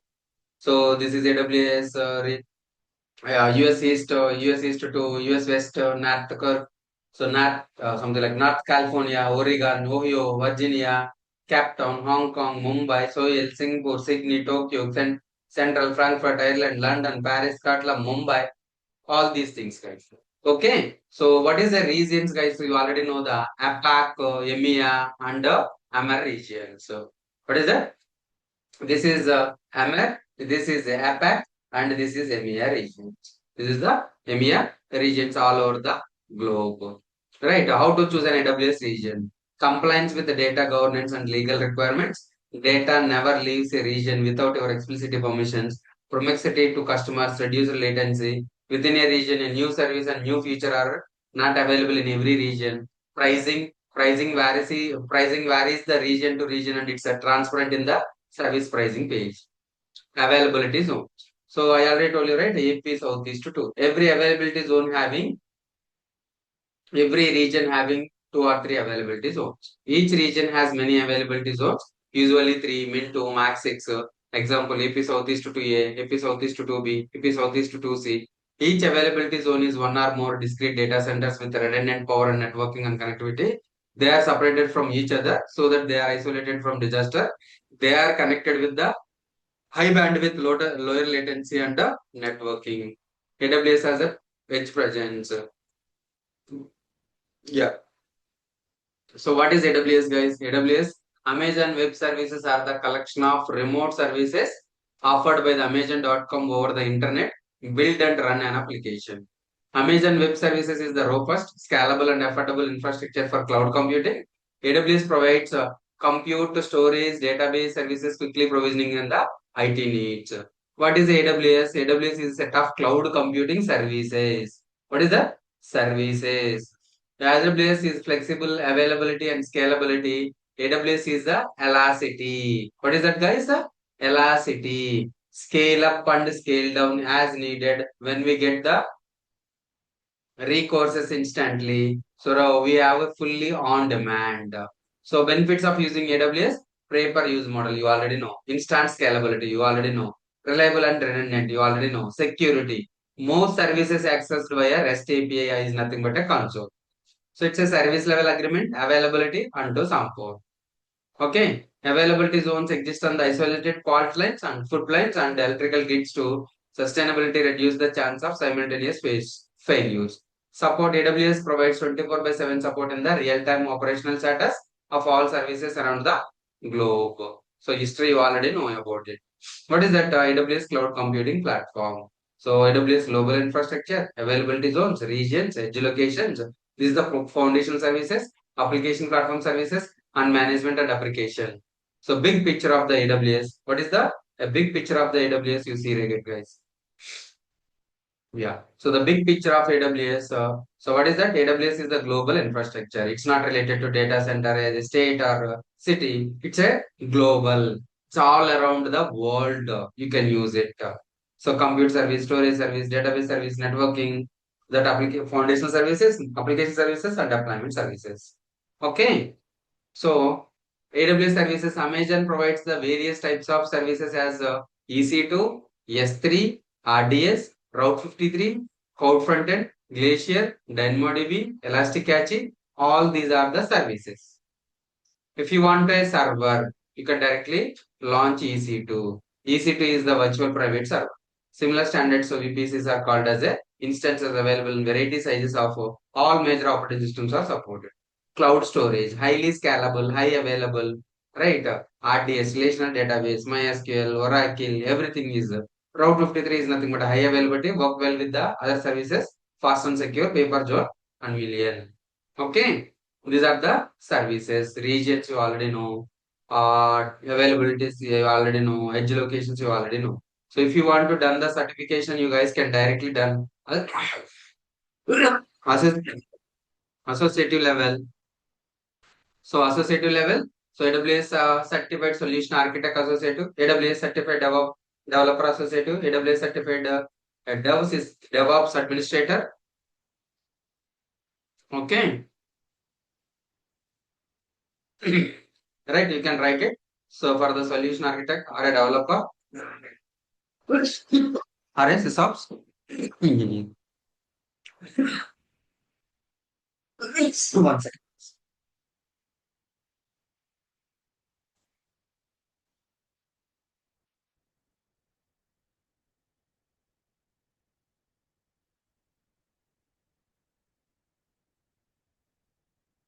Now you understood the services. How AWS console. So introduction to EC2, benefits of using AWS EC2, Amazon EC2, right? AWS console. What is this, guys? So HTTPS aws.amazon.com console. What this is, guys? So this is the console, same like as a Facebook or WhatsApp. How you are creating your Facebook account? The same like as a you can create the AWS account. It's a free tier eligible, right? So if you want to give the server, if you need a server, you need to pay in the data center. But this cloud, every cloud they provide a free tier account. What is a AWS free tier account? What is a AWS free tier account? So free cloud computing services, AWS free tier account. Free tier account. What is this? So AWS free tier, gain free hands-on experience with AWS products and services. So if you want to get the knowledge on AWS services, so they are providing a free tier account to use that and learn the knowledge purpose. You can use the A tier free tier. What is a free plan and what is a paid plan? What is a free plan? New AWS customers can get started at no cost with AWS free tier. Gain $100 USD credits at sign up and sign up. So 100 USD more to earn your explore key AWS services, test drive AWS services with the free plan for up to 6 months. You won't be charged unless you choose the paid plan, which allows you to scale your operations and gain access to over 150 AWS services. What is a free plan? What is a paid plan? So what are available in the free plan? What are not available in the free plan or what are available in the paid plan? So experiences AWS for up to 6 months without cost or commitment. Receive up to $200 USD credits. Includes the free usage of select services. No charges are incurred unless you switch to the paid plan. Workload scales beyond credit thresholds, access to all AWS services and features. What is the paid plan? Develop a production ready workload with access to over 150 AWS services, receive up to $200 USD in credits, includes free usage of select services, pay beyond credit threshold, workload scale beyond credit thresholds, access to all AWS services. Okay, guys, what they are providing? They are providing the AWS EC2, S3, RDS, DynamoDB, Bedrock. Okay, so Amazon SageMaker, Amazon Bedrock, Lambda. So they are providing some of the free services. So free type categories. Yes, understood? Free type categories. Understood, right? Very good. How you can create the AWS account? How you can create the AWS account, guys? Now you understood the free tier account is eligible. How to create the AWS account? AWS account, guys.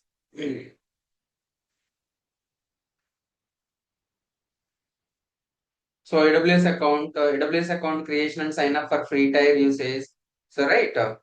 So what you need to get the started online payment card. You need a credit card or debit card for the charging 1 rupee, guys. It will charge 1 rupee or 2 rupees, so it will not deduct anything. But you need to a payment card. So then AWS account, computer with internet connection, a web browser, Linux and Windows.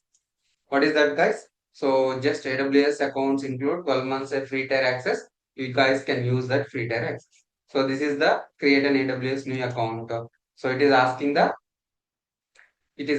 email or a mobile number to confirm. So once you provide all the information, they are asking the contact information, then the payment information it will ask, and then so once that is the contact information, payment information, identity verification, support plan, and so confirmation. So once you are done with so you can access directly to the AWS console. So the console will be two types. One is a root user console, other one is the IAM console. I will tell you what those are. So this is the dashboard of the AWS. So services called as a EC2, S3, RDS, right? You just search it and you can use it. Just search it and you can use it. Is understood? That I will tell you again briefly how you can. Mhm.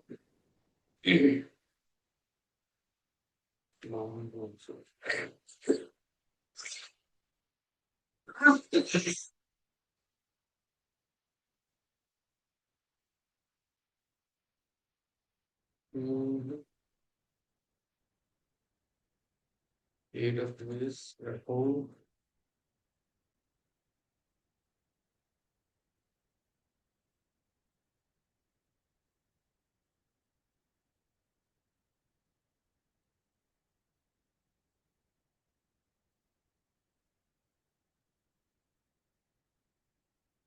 Okay. So AWS account creation process. So what is that? HTTPS portal.aws.amazon.com. So then the first step is enter email and account name. The second step is go to mail account for verification. Code and paste here. Okay. Third one is choose the personal radio button option. Fill your details. So you can fill your details and use credit card or debit card and fill. It will charge 2 rupees for verification. So once it is done, enter our contact details for verification. Once this is done, enter our verification code which you got our mobile number, choose the free plan option. So then sign up for the AWS, select the basic support free plan. So then congratulations. So your application, your AWS console sign up is done. Your console sign up is done, guys. So once you're done with your sign up, you're just able to access the AWS console, create an account. Okay.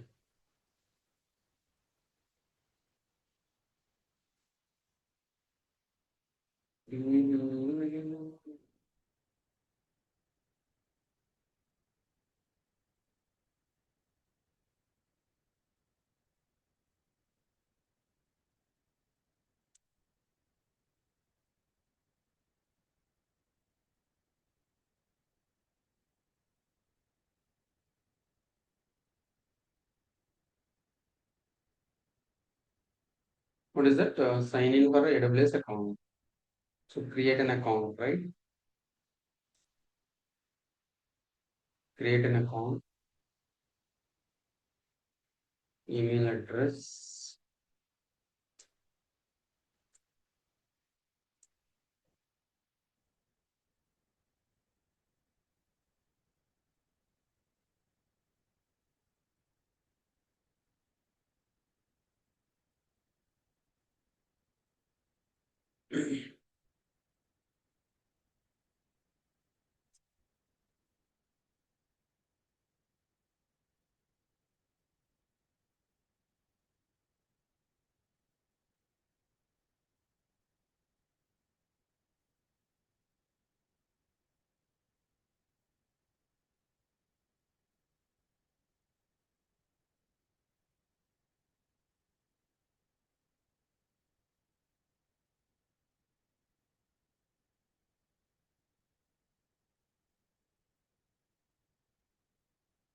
Already there.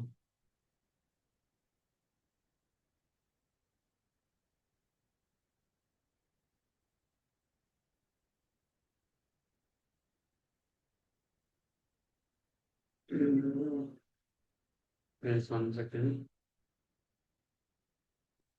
Yeah, once you sign up this, right, then so launch AWS. So introduction to AWS EC2, benefits of using AWS EC2, Amazon EC2 use cases, EC2 pricing model, and Amazon instance typo, image and mission image, and selecting EC2 instance, AWS regions and availability zones, launching Amazon EC2 instance step by step. So what is that introduction to Amazon EC2?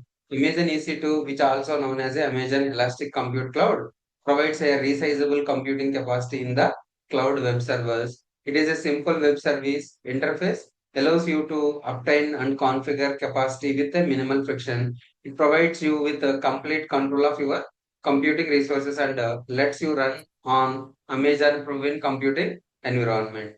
EC2 is the Sir, core can you service. log in your Amazon Yeah. AWS I will portal? log in. I will log in. Sir, as per my knowledge, freshers are not hiring through cloud technologies. What's your opinion, sir? Freshers? Freshers are not like companies are not accepting freshers as a cloud uh, working on cloud technologies. No, no. In 360 degrees, I think people are hired for cloud also. Cloud engineer or a DevOps engineer. They are taking. They are hiring the. You are asking about. So there is no job opportunities for the freshers for cloud. There are less opportunities for freshers. Less. No, no, no. So it's not a less opportunities. You will get the opportunities, but compared to the developer, so it's Like very companies less. are hiring only experienced candidate only Freshers also they are in the hiring domain. it. In 360 degrees, they are hiring the freshers, AWS, something like the cloud freshers also they are hired. But so we will not get freshers as a cloud engineer because of you need to know everything, right? You are need to know about the data center operation engineer, and that's the reason people are hiring for the cloud and experienced guys only. But nowadays, in every environment, they are using the cloud. If you know the cloud, right, it will be good asset for you if you know the cloud environment. Because of you are a developer, you need to manage your development environment.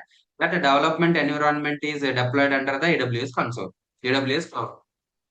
So you need to deploy your application, right? Definitely you need to connect to the console, you need to log into the console and connect to the server and deploy your application. At least you need to know the console.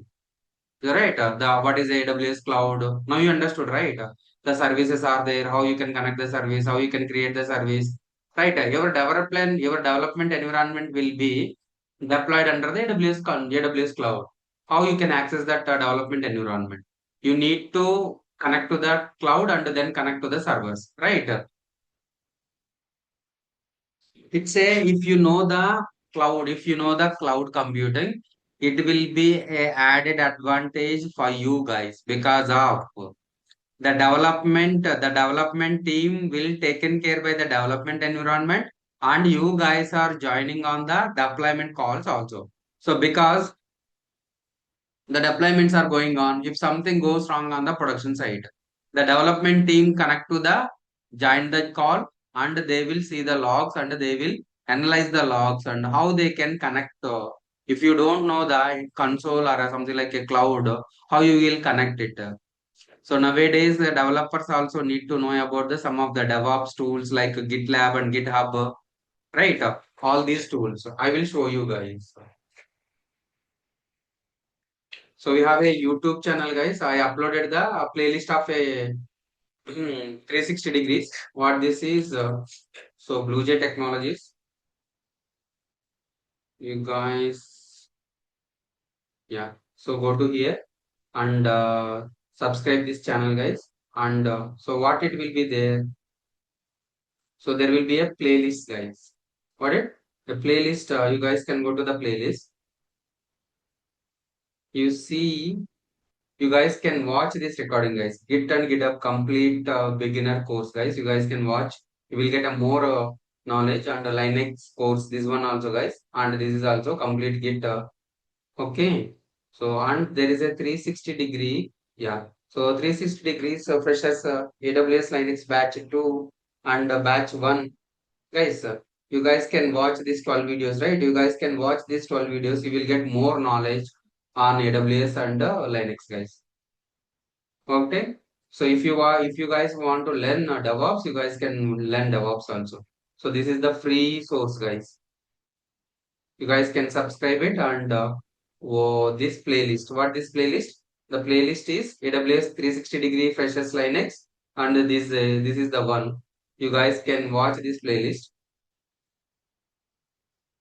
Okay. So I uploaded all the cloud related, all the whatever we discussed in, right. We discussed in all this in or something like a 12 or 13 sessions we discussed. So briefly we discussed about all these in 360 degrees. You guys can watch the playlist. So what is this? 360 degrees freshers Linux and AWS.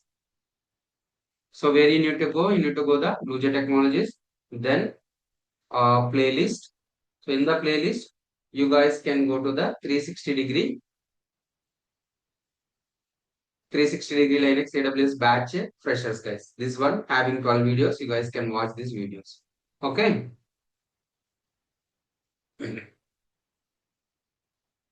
Yep, guys. Understood, Kavya? Yes, sir. Mm. I will check your playlist. Yeah. So right, it's a simple and web service. How you can, so what are the benefits of using AWS EC2? Easier and faster, elastic and scalable, high availability, cost effective, right? So EC2 pricing model. So it's a free tier usage, on demand instances, reserved instances, spot instance, and charge for instances, guys. So AWS instance types. So if you want, we can change the resources also, guys. We can change the resources also. So something like memory CPU, we can increase the memory CPU, right? And so what you need, choose the region, choose the availability zone, choose the AMI, choose the instance type, and configure the security. Okay. So how you can, I will show you.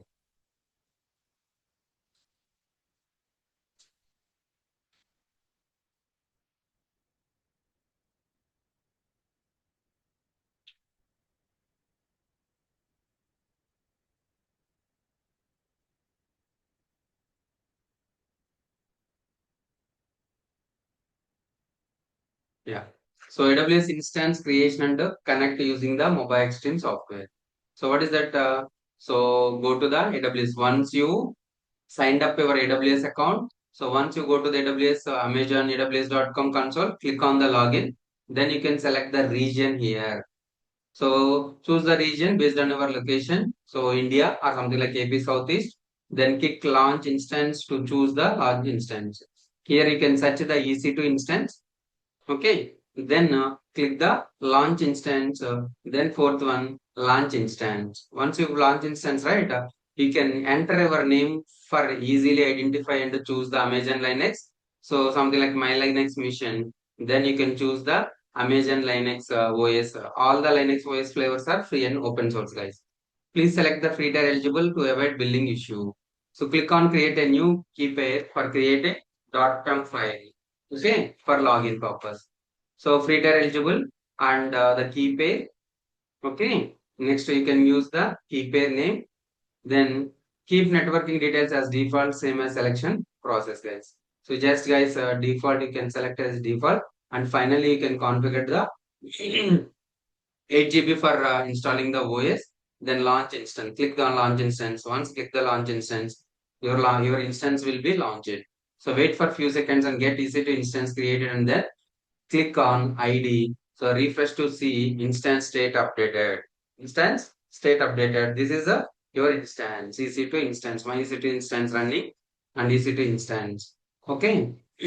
Once it is running, right, you just public IP address and you can connect to the mobile extreme. So once you connected, right, this is once you are launched, then you want to terminate. Terminate is nothing but a delete because of billing issues. So bills generated for your usage only. Once you done your work, you just terminate. Click on select the instance and select the instance state and click on terminate instance. Then it will terminated. Then it will terminated. Is it understood how to launch the EC2 instance? So now you connected to the your EC2 instance. Okay. So for example,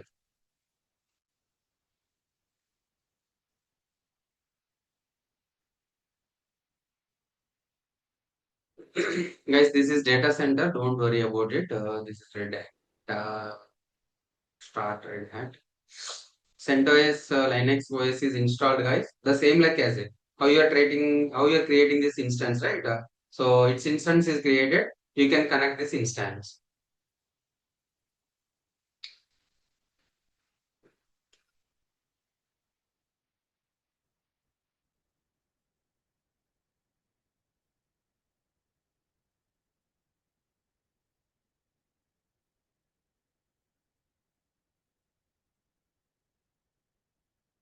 So this is the Linux machine, guys. Root Red Hat IPA 192.166.120. I will connect this to 50. I will connect this through 50.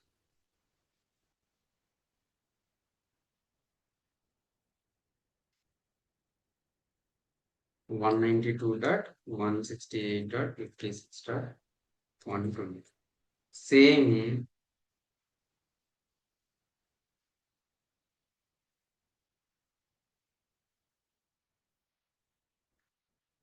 right?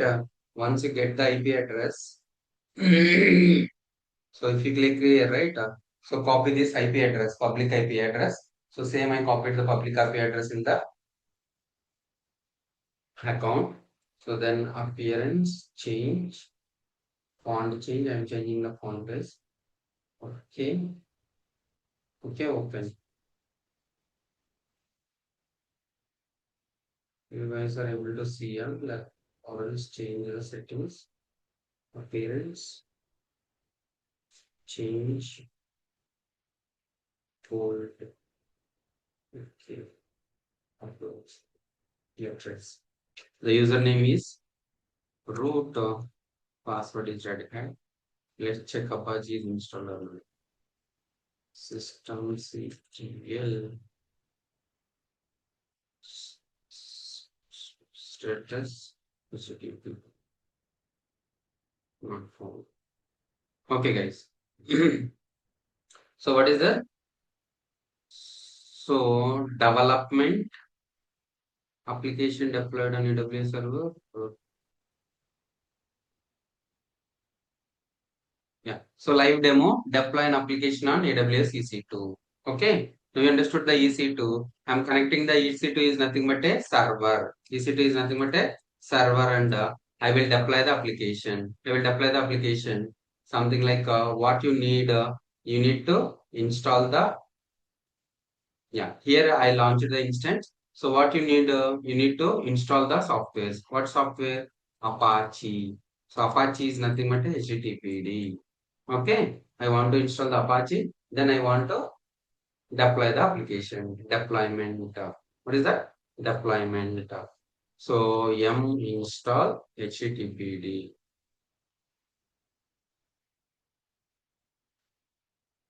I'm installing the web server. I'm installing the web server. Meanwhile, I will get the software code. Where I kept the code.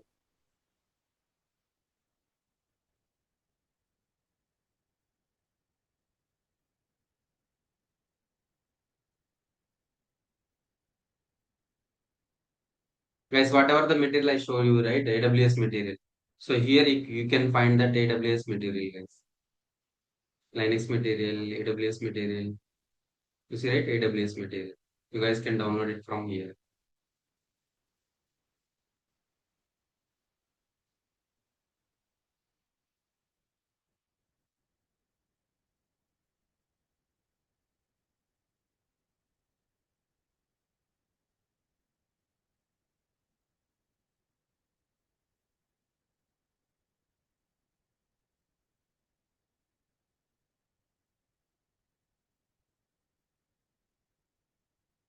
Yes, this is guys. I want this duplicate download this one. Let's see. It is taking right. Meanwhile, I will tell you. Yeah. So what is this, guys? In AWS, we will do. This is a AWS, and this is Azure, and this is GCP. Okay. So you want to deploy a application. So here we can launch the one instance.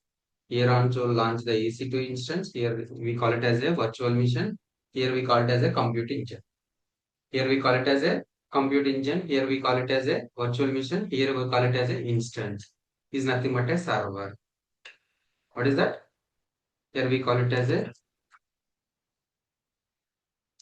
instance.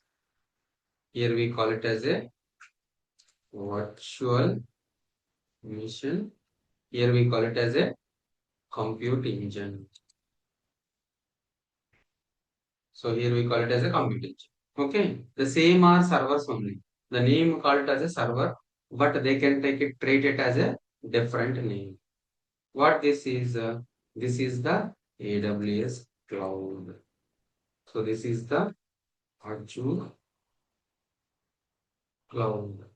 So this is the GCP cloud. Okay. Here what we need to do? We need to deploy the application. So what we need to do? We need to install the HTTP. Okay. Then you can deploy the code. Where you need to deploy the code? So where you need to deploy the code? You need to deploy the code under the var www html. This is the path. Under this path, you can deploy your code. Okay. Under this path, you can deploy your code. The same like as a here also. Here also, I will show you. Yes, I'm installing the software. So this is something like as a infrastructure as a service. So this is a platform as a service. This is the platform as a service. You have the server. Now you install the service systemctl status http service. Once you install the service, right, you need to start the service.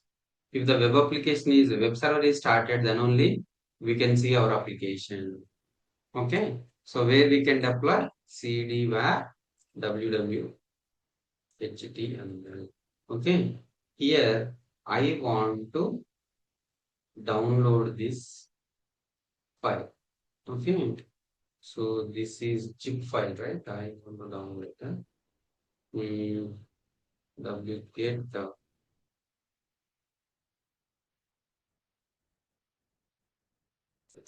install wget.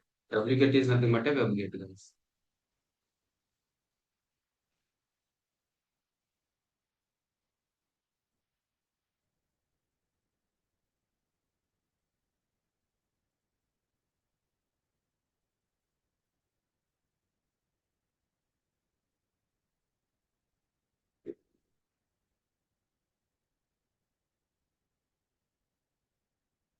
Yes, guys. So zip, right? Zip.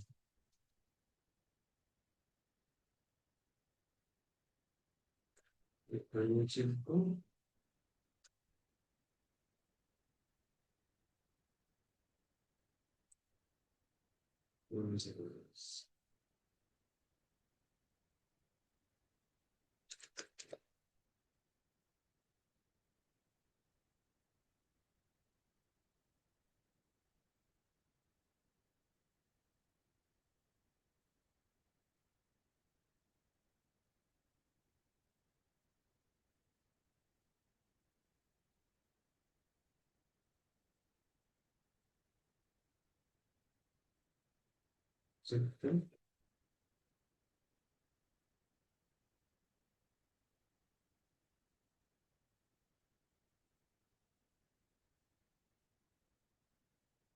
Start and zip.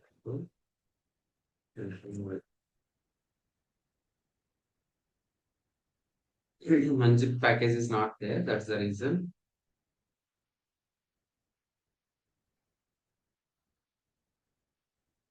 End of the central directory signature not found. Either this file is not a zip file or a nature.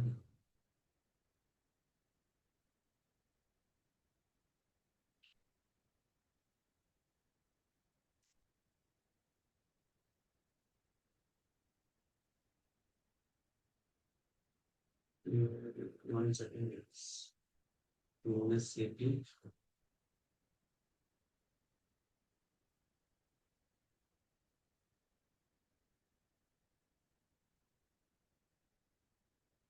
To the -cp.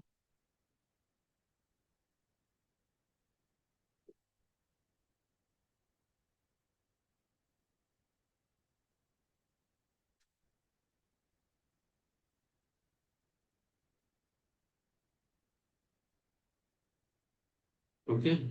So you can, if you want to download the, if you want to upload the 192.168 this installed.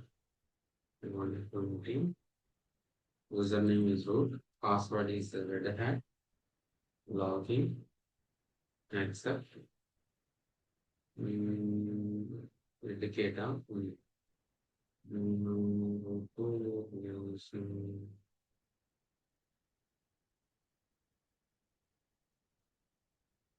So var ww html. Here I want to do my file delete.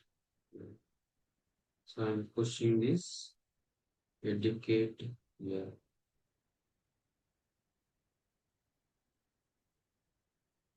Okay. No.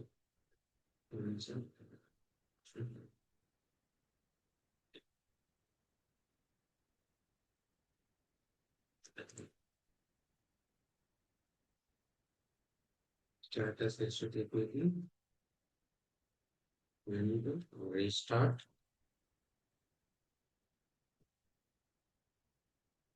APA 120 HTTP :/ 120:80.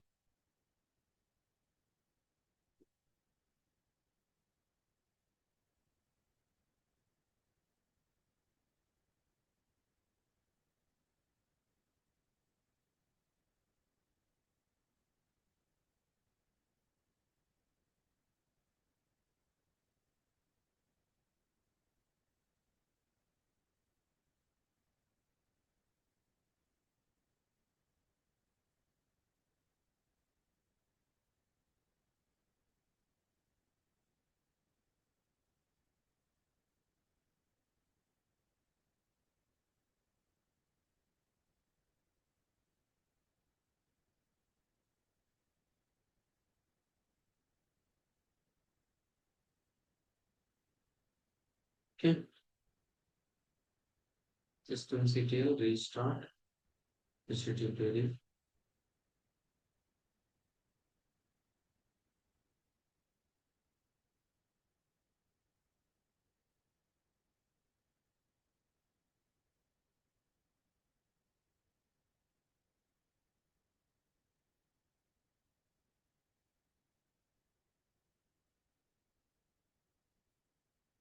You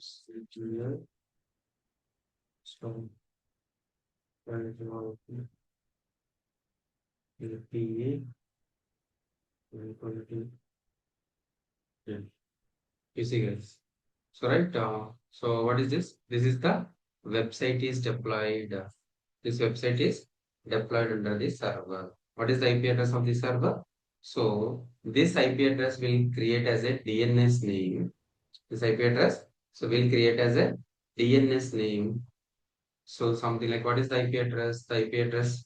So the end user cannot remember the IP address, right? 192.168.56.120. So they cannot remember. So what they will do, they will create a DNS name for the IP address like google.com, right? Facebook.com, or a whatsapp.com. Okay. So they are converted the IP address to the host name. IP address to the asked out to the name, DNS name. Because of people, people remember google.com, facebook.com, whatsapp.com. For example, people does not remember the IP address of the server, right? So they are created as a catchy name for the every IP address. So something like, if you create this name as something like educate.com. So it will create the educate here. This is a Apache, how we can deploy the Apache application, right? I want to deploy the Java. So I want to deploy the Java application on this real time, right? CD and install Java. You need to install the Java software, as well as you need to install the Tomcat also. Tomcat by default we will not get it. So how we can get it? So in the website you directly go to the tar.gz file. So copy this file and copy link address, and you can download that. Download that Tomcat, and you can deploy the application. So for example, where are jar, right? Simple, simple where, simple where file.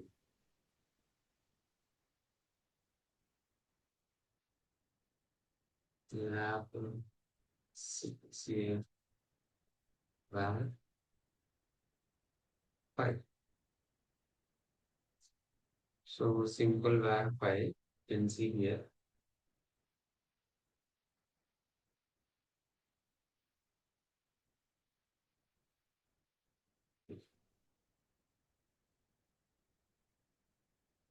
So this is trend.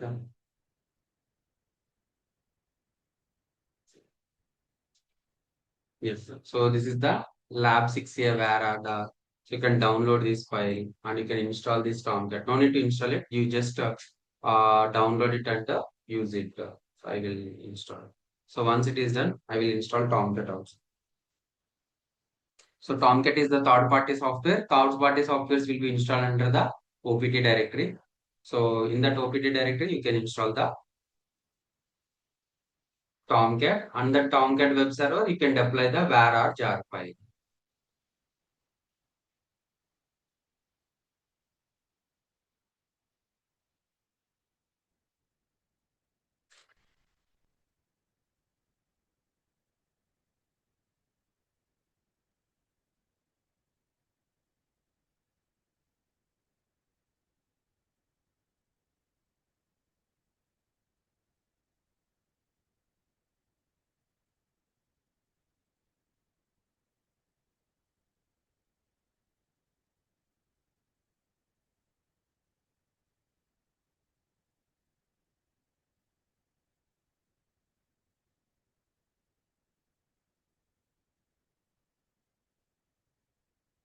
Okay.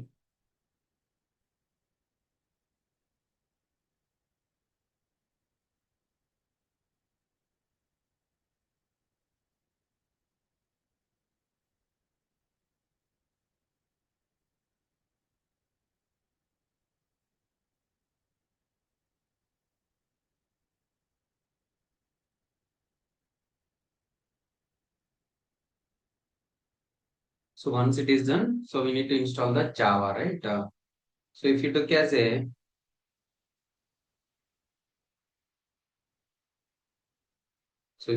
service pass or SaaS, right? So if you took the service as a pass, so they will provide the infra, they will provide the software installation also. We no need to bother about the software, this Java and Tomcat installation. If you took as a pass service, is understood?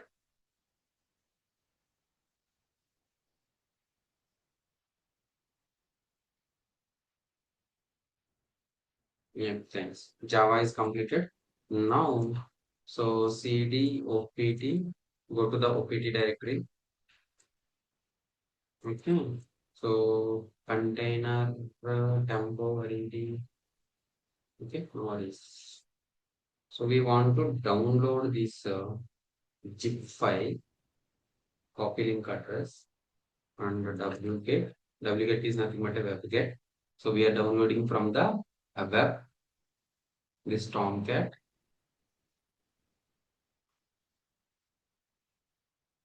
Okay. Cd Tomcat ls tar -xvf Apache Tomcat. So then rm-rf Apache Tomcat tar.gz. So move Apache Tomcat as Tomcat. Okay, cd Tomcat. Then, so where you can deploy the code in the Tomcat, guys. So where you can deploy the code in the Tomcat, you can deploy the code in the, for example, Tomcat here. Java installed and so OPT, under OPT there is a Tomcat, under Tomcat there is a web apps. There is a web apps, under the web apps something like a lab 6a.var you deploy. Okay, so this is the file. So where you can start the stop OPT Tomcat win. In here you can start the Tomcat. I will show you. So cd web apps here.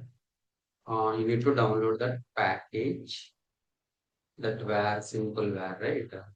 Just download this file, copy link address, and wget.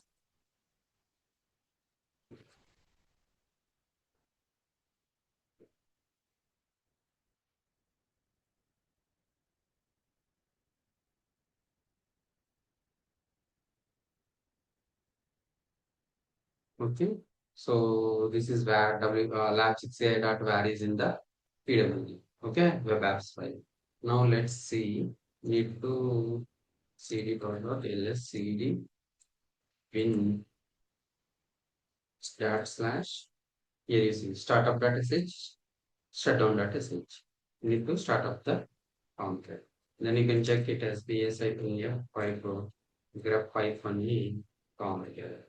Okay, Tomcat is done. Now let's see the application is working. So HTTP, not HTTPS guys, HTTP 192.168.120.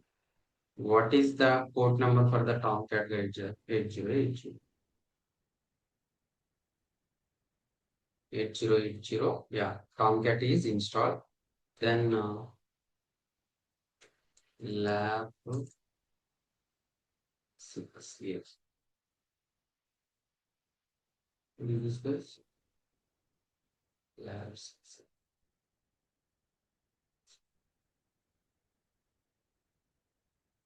What this is? Capital.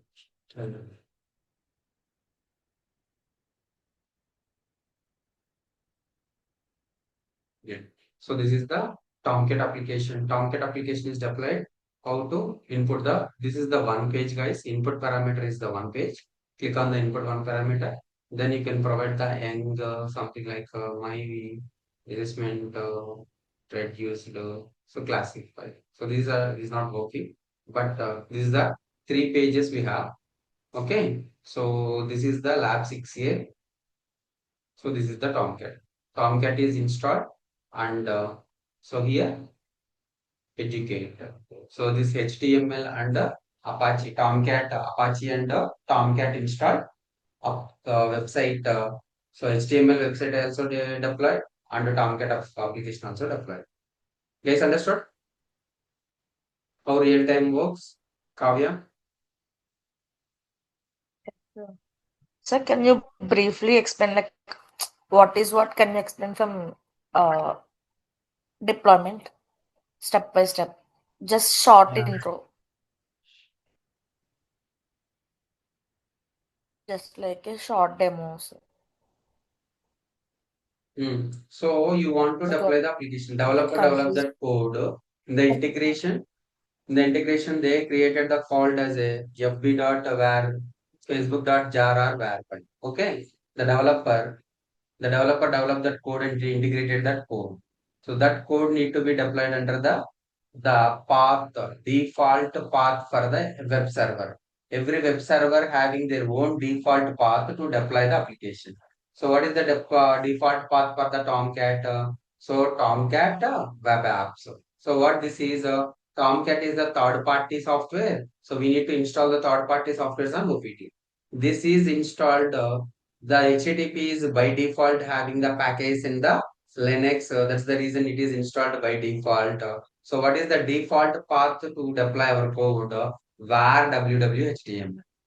Okay. Your HTML pages will be deployed under here and your code will be deployed and Tomcat code will be deployed under the web apps. Right.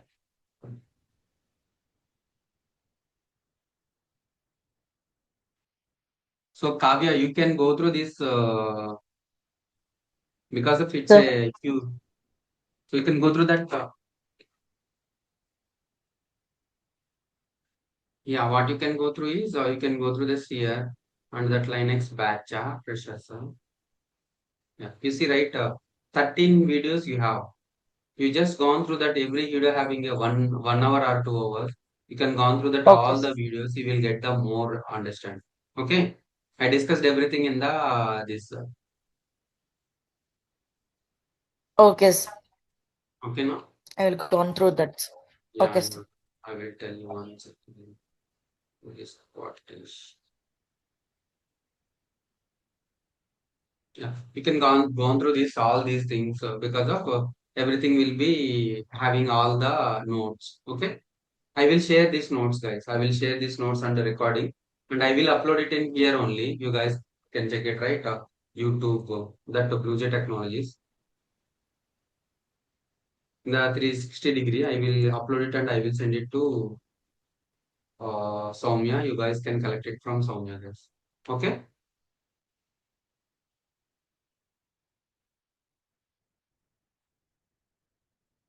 So I will upload here, guys. You guys can get it. Huh? Thank you, guys. Thank you so much. All the best for your bright future. So if you guys having any doubts, you guys can reach out via email or something like.